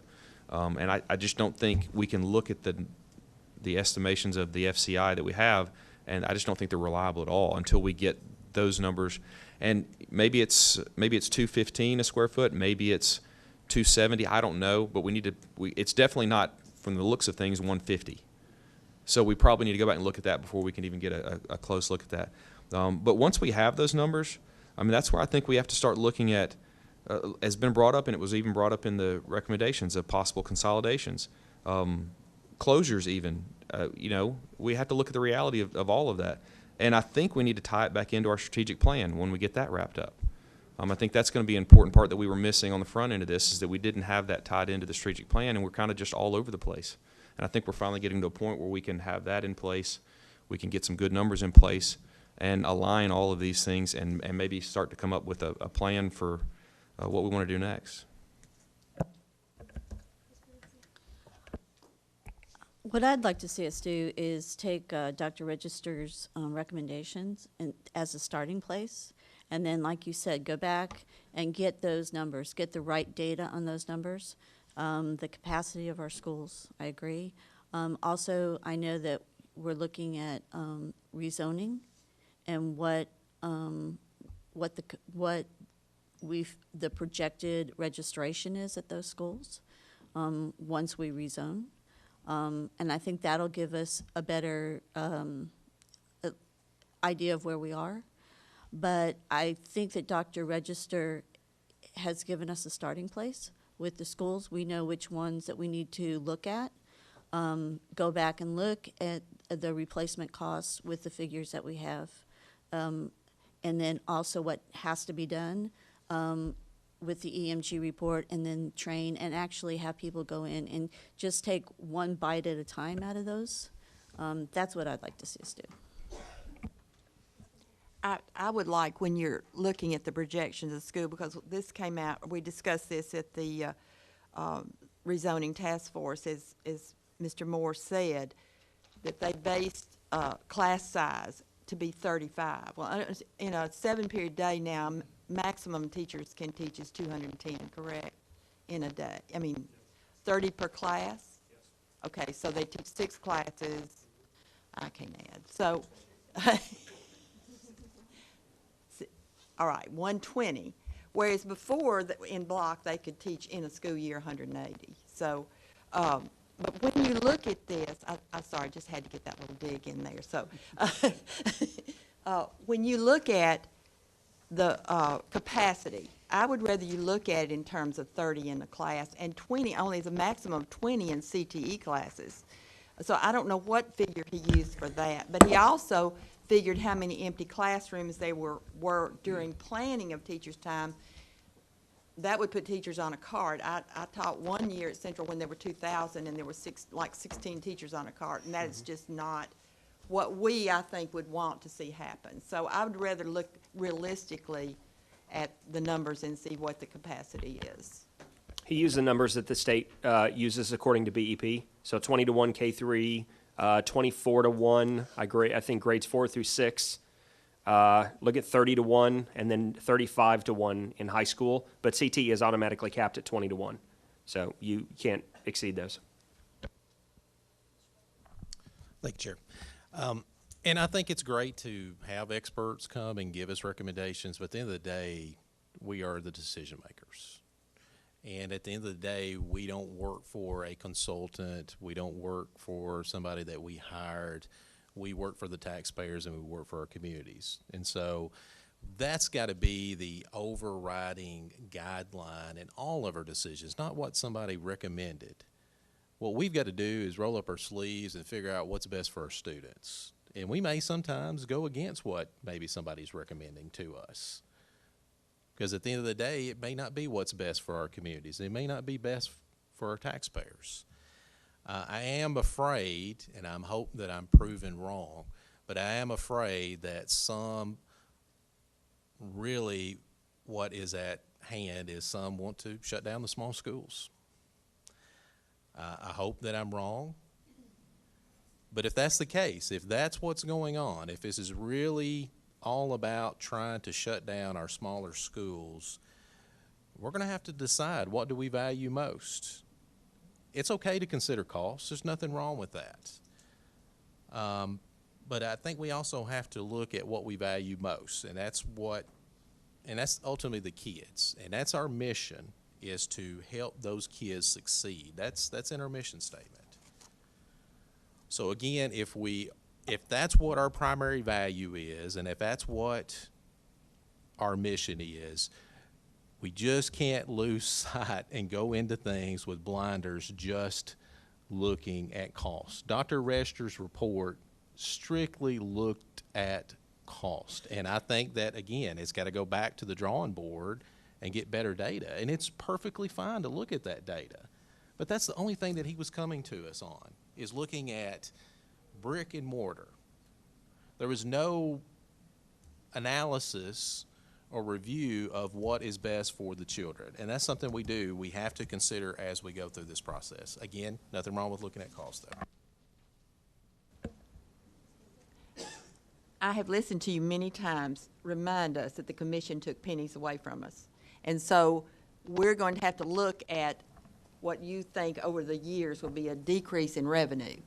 Because of that, I think we've got to be physically responsible. I don't think anybody's making any proposals at this moment. We've got to see what we can do, how much needs to be done, and look at it. But you're the one that has made it and driven home the fact that that we're not going to have the funds that we've had before, that we've got this little savings account now that we call fund balance, and we've got to be really careful with how we spend that, because we're not going to have as much money.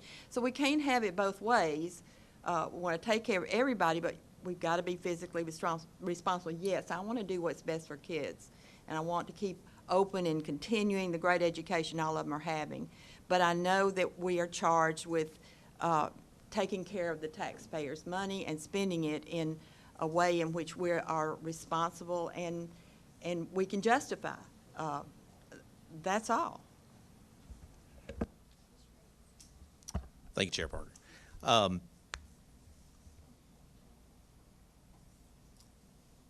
Let's talk about resources. I believe we were told that what we did as far as this budget was a good deal.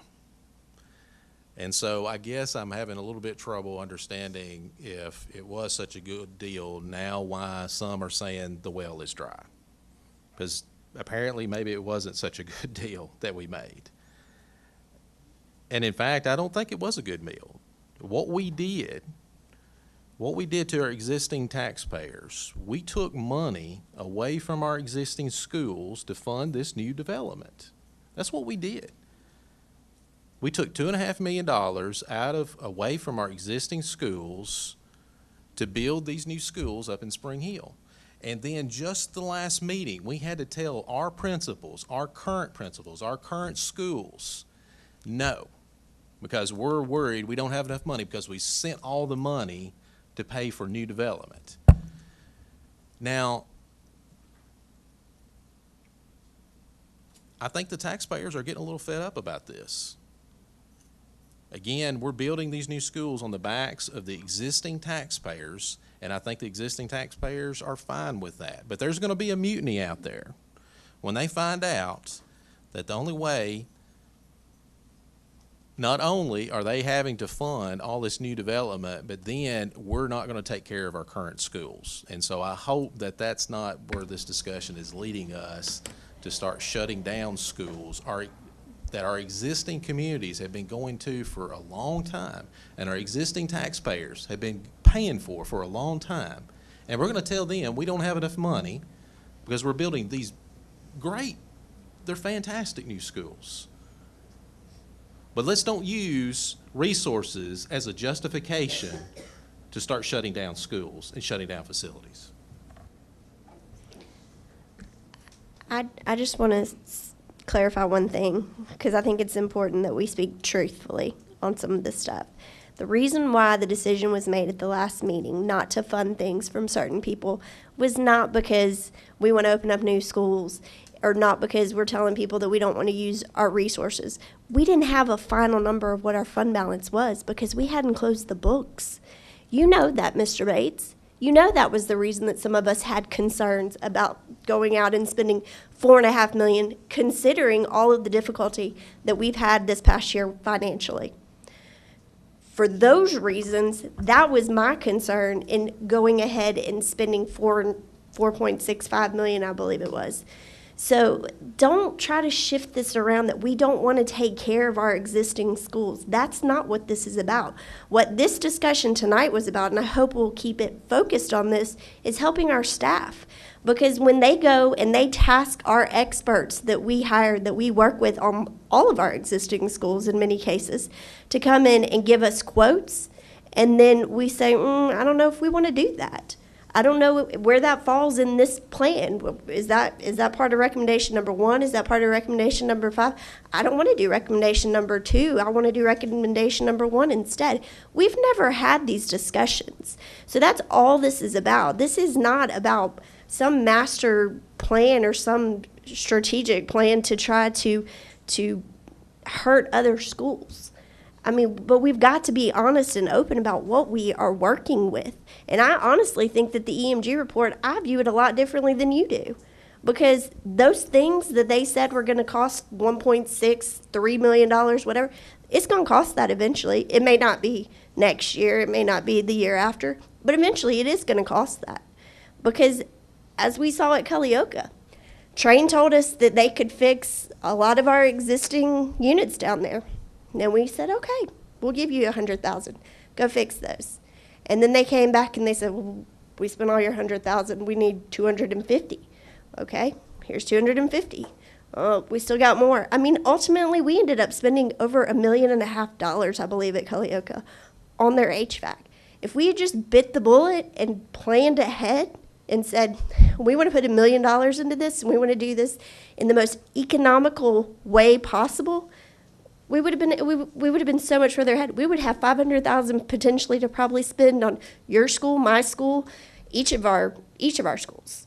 But that's not what happened. And so I think it's important that when we look at this, that we just realize that we're trying to be good stewards of the taxpayer's dollar. And that's really all it's about. But I don't think that we can just look at these recommendations in a vacuum and expect for staff to proceed on with these recommendations, and then, some of us don't like some of the recommendations.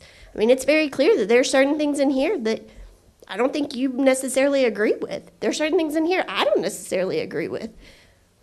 But we speak as a board. We speak with 11 people speak, or at least 6. So hopefully we get to 11, but a lot of times we only get to 6. But I think for our board to act, I mean, what you're talking about as far as us rolling up our sleeves, getting in there, I don't know about you, but I do know. This takes up a lot of your time. It takes up a lot of my time. It takes up a lot of our other time. We don't get paid to do that. That's why we hired these companies to give us these reports. And I think we're doing ourselves and we're doing the taxpayers a huge injustice if we don't at least consider what's in these reports and give them some direction that they can go off of. Mr. Bates, I'll let you respond. Well, I just want to make a point of order first. I would like our board decorum to stay where we don't personalize things during our meetings. And I think if we strictly follow Robert's Rules of Orders, I think that would be out of order. So I do not, and I hope that no one ever takes anything I say in a personal manner. When I advocate, I'm advocating based upon particular reasons. And if you disagree with my reasons, then make the counter argument. But let's don't. We've heard your reasons over and over and over again, so please move on and give us a new reason that we can consider, because we know your position, Mr. Bates. There's no problem with that. Again, this is what I'm having a problem with, making this personal right now. I'm not trying to make it personal. I'm trying to keep us within the hour. I'm trying to keep us moving along. We know what you want. I mean, we do. We know what you're advocating for, and we've had it drilled into us for the last year. It's not personal, Mr. Bates, but I'm just trying to move us along. So I apologize if you feel like I'm personally attacking you. I'm not, but I want to make sure that everyone out there also knows sometimes things get shifted. When I'm getting emails from people saying that I didn't want to vote for an air conditioner at Hampshire, that's not what I voted on. And that was wrong. And that bothered me. So yes, I do want things to be clarified. And I do want the truth to be spoken.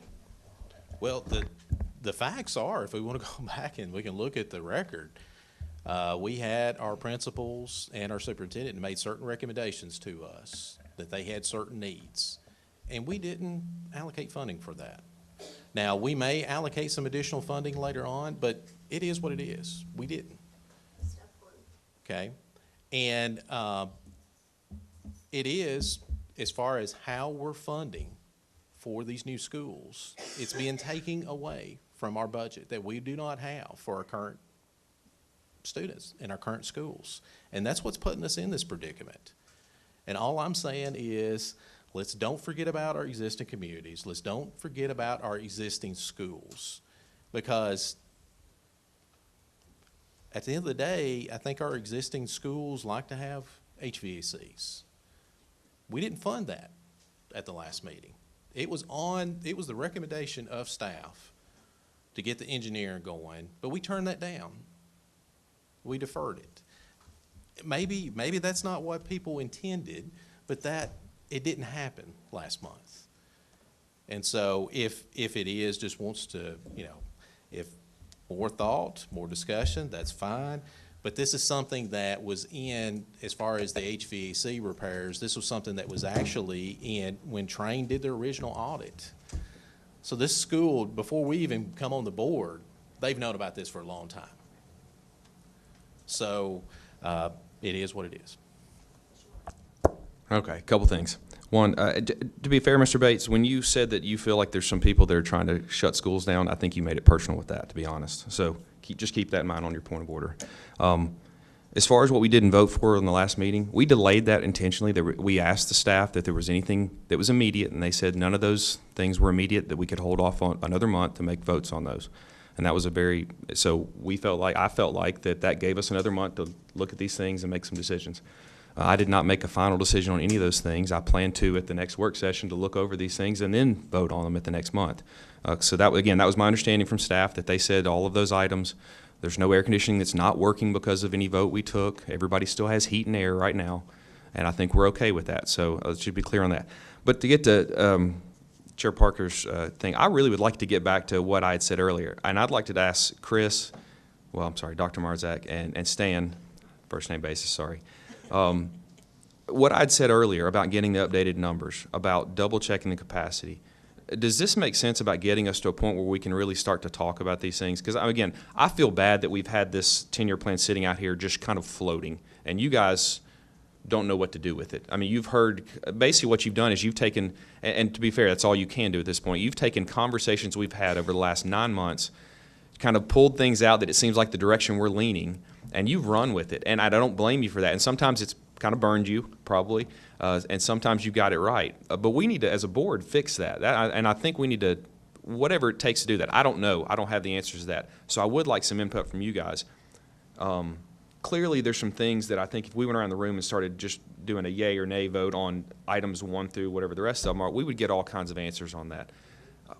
What do you think we need to do to get started other than, again, I'm almost demanding we've got to get new numbers and get this in front of us as far as the data, the capacities, the facilities condition index, before we can even start to talk about anything. But after that, where do you guys want to go? What do you need from us?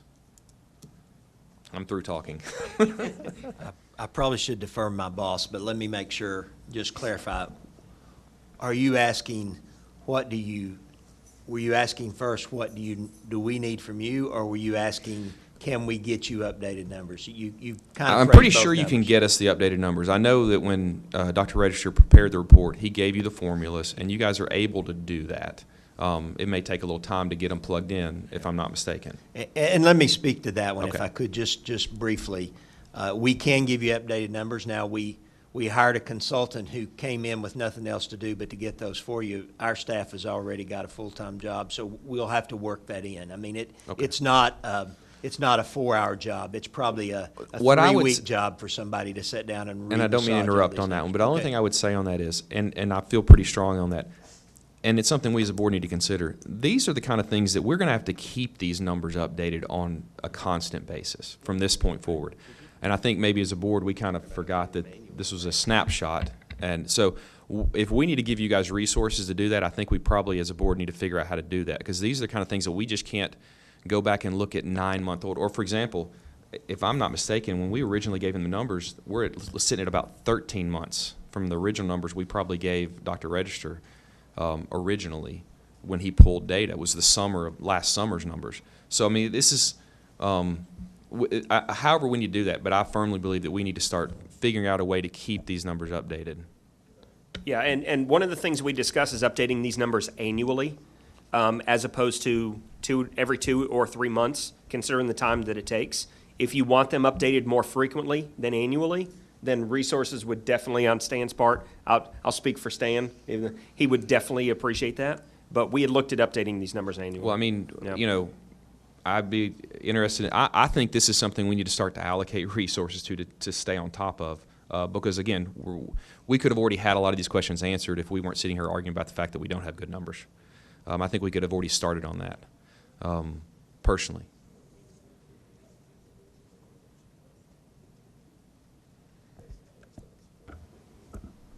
So, other than the numbers, what do you guys want to do with this document? Toss it?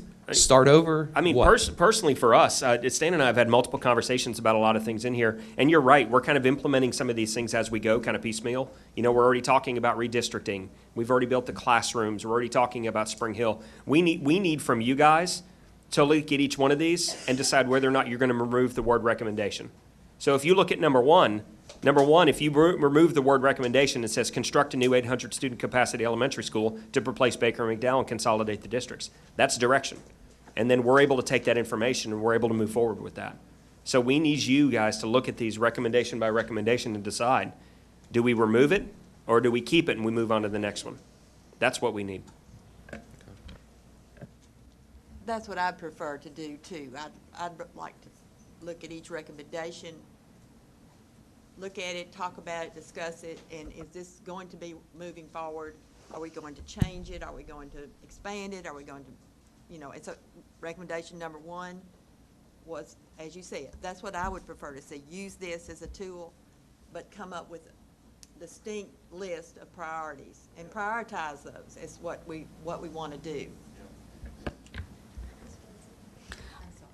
That's okay. I agree that we take the recommendations, but I also don't think that we can vote on the recommendation until we have the correct data on it. It will make a complete difference whether we combine those two schools, as to what it costs to fix them and what it costs to rebuild. And so I can't vote on anything until I have those numbers. And let me just speak that EMG's method, and we've been working on, actually, Mr. Hall's been working quite diligently on this for the last week, is updating our FCI numbers. However, they went at it from a point of what would it cost to repair this building versus what this building is worth, not what it would take to replace. So if you've got I don't even know what age car to pick. Let's say you got a 2005 Chevy Malibu that's worth, I don't even want it to be worth, $5,000. And the windshield wipers tear up, you would replace the windshield wipers. But if the transmission goes out, that probably would cost you $2,500 to replace. You'd probably say, don't know if I want to spend that money on that old Malibu or go get another one. Now, the difference is with a Malibu, you can go buy a 2008 Malibu for $8,000. But with a building, you can't do that. You got to go build a whole brand new one. And when you build a brand new one, are you building back just the same size, same style that you got right now with the same kind of heating system and the same kind of roof? Or are you building one that maybe is a little bigger and a little better, bigger capacity?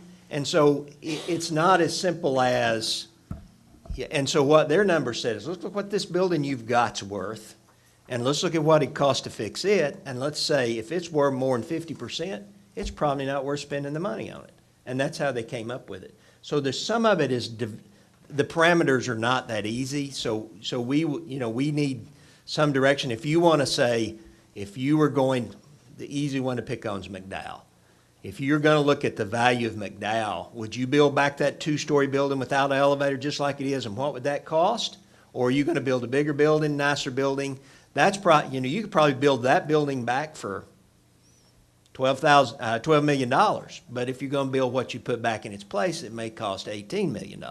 So which figure do you use? Do you want to look at what it costs to repair McDowell based on, and those are the things you get, those are the things that make it a little more complicated. So we certainly can work on updating those numbers, because we actually have a more recent insurance appraisal that said this is what your building's worth. We've got those numbers, and that's what he's been working on, updating the FCIs with. But that still may not give you the number you're looking for if you're thinking, well, but that's not what you said you would spend if we were going to replace it, because if we're going to replace it, we'd probably build bigger capacity, all those kind of things. So we may have to go building by building and look at those recommendations and say, what do you really want to see with that? And then the second thing I would say to that is, several of those recommendations dealt with buildings that in the EMG report that we got money from the county commission from, it said do these repairs to that building, and so that money's just sitting there. We've got, of the $3.5 million of that $16.5 million left, a lot of that's tied up on buildings that we haven't decided yet. What are we going to do with that, and does it make sense to spend $1 million on that building now if we're going to decide 2 years from now we're going to tear it down and do something different? Mr. Pennings. I agree with Mr. Breeden. First of all, we have to find out how much it's actually going to cost, and I'll pick on McDowell. Actually, how much it's going to cost to basically, from what I see, almost gut McDowell and start over, compared to what building a new school. And I don't believe you'd increase the capacity of that school by much, if any, because I don't think there's that much room for growth there. However, if you decide to build a new school or combine Baker and McDowell, seeing what they're doing to 7th Street, as far as they're building it up, and that's gonna change the demographics of that whole area. That land and that building may become worth something to the school district. I mean, and that's things we have to know, and I totally agree. We can't vote on it until we find out. If it's gonna cost $10 million to make McDowell what I would consider a livable school in the present building, and I'll stop there as far as livable school, or build a new school, we have to find out and compare those prices before we can vote on it.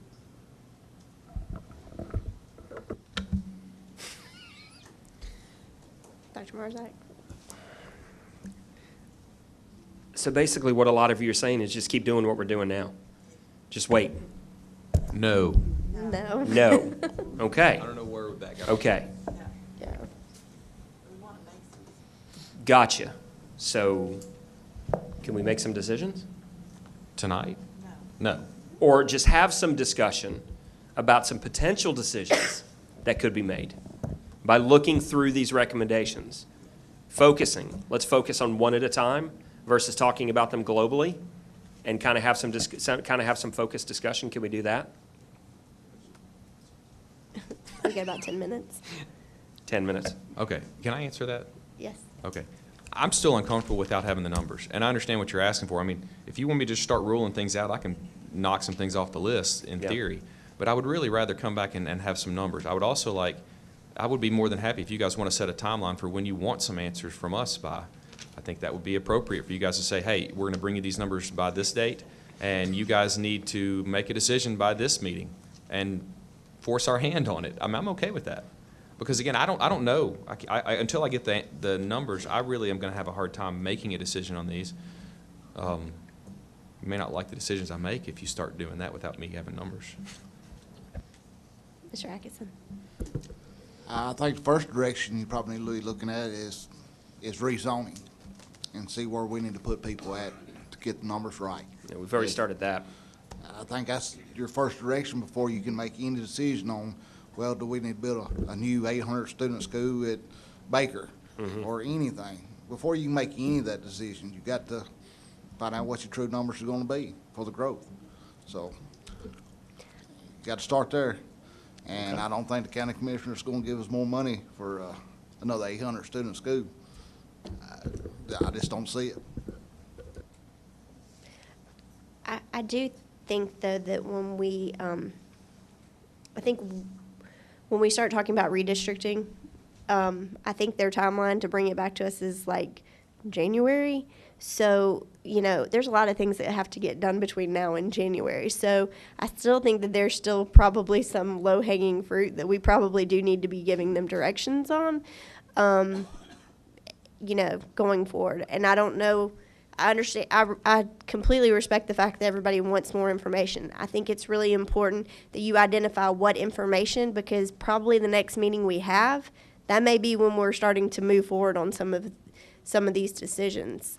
So just be conscious of what numbers you're really wanting. I think you've mentioned some too. Okay.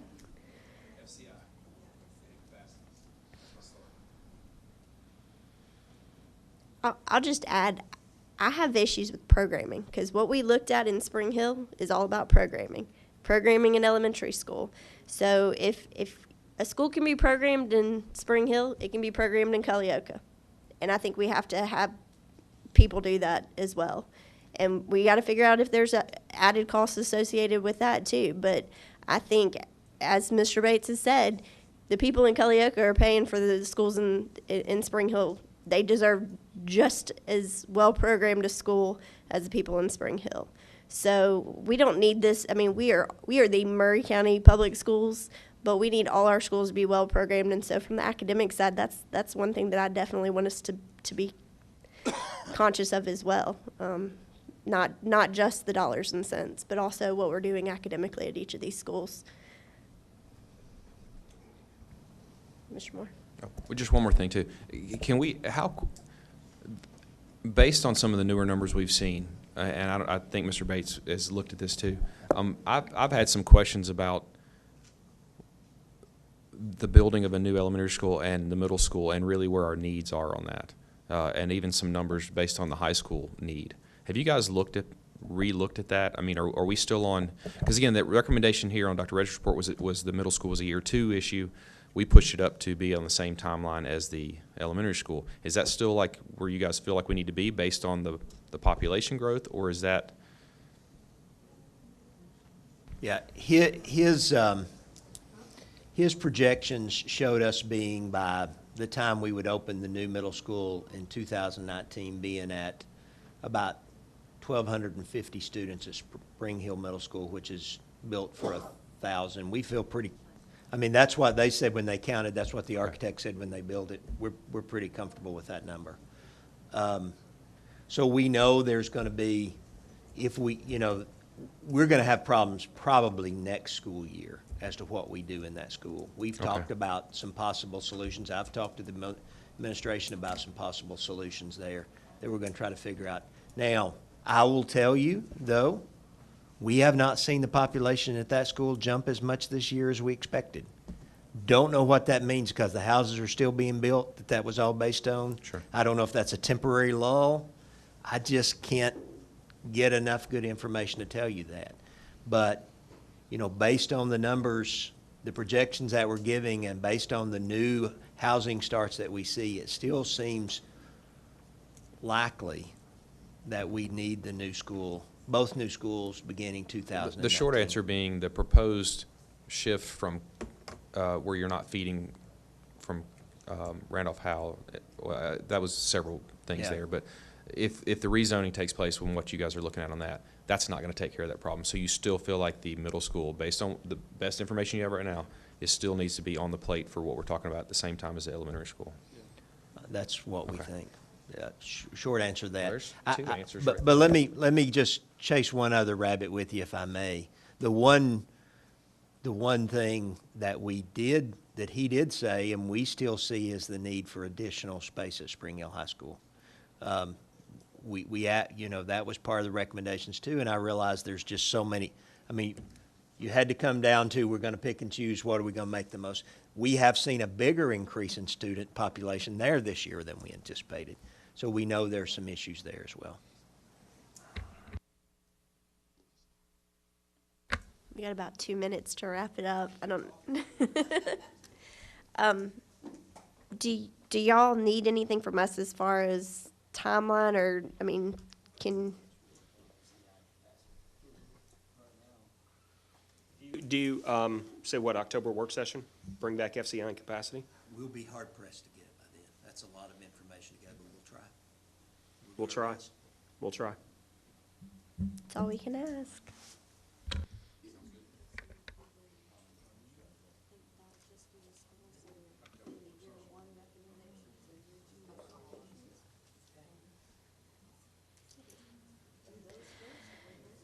Stan, Donna, Ms. Morency recommended maybe just focusing on the ones that are listed as year 1, so,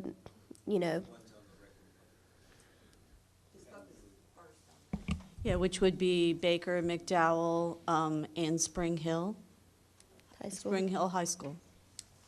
If you could get those and bring those back to us first, then we can concentrate on those, and then you'd have time down the road to do the other ones. We certainly can do that. Would you want us to do? Okay, we'll do just. I think those are the only ones that were in year 1, right? Yes. Is that correct? Okay.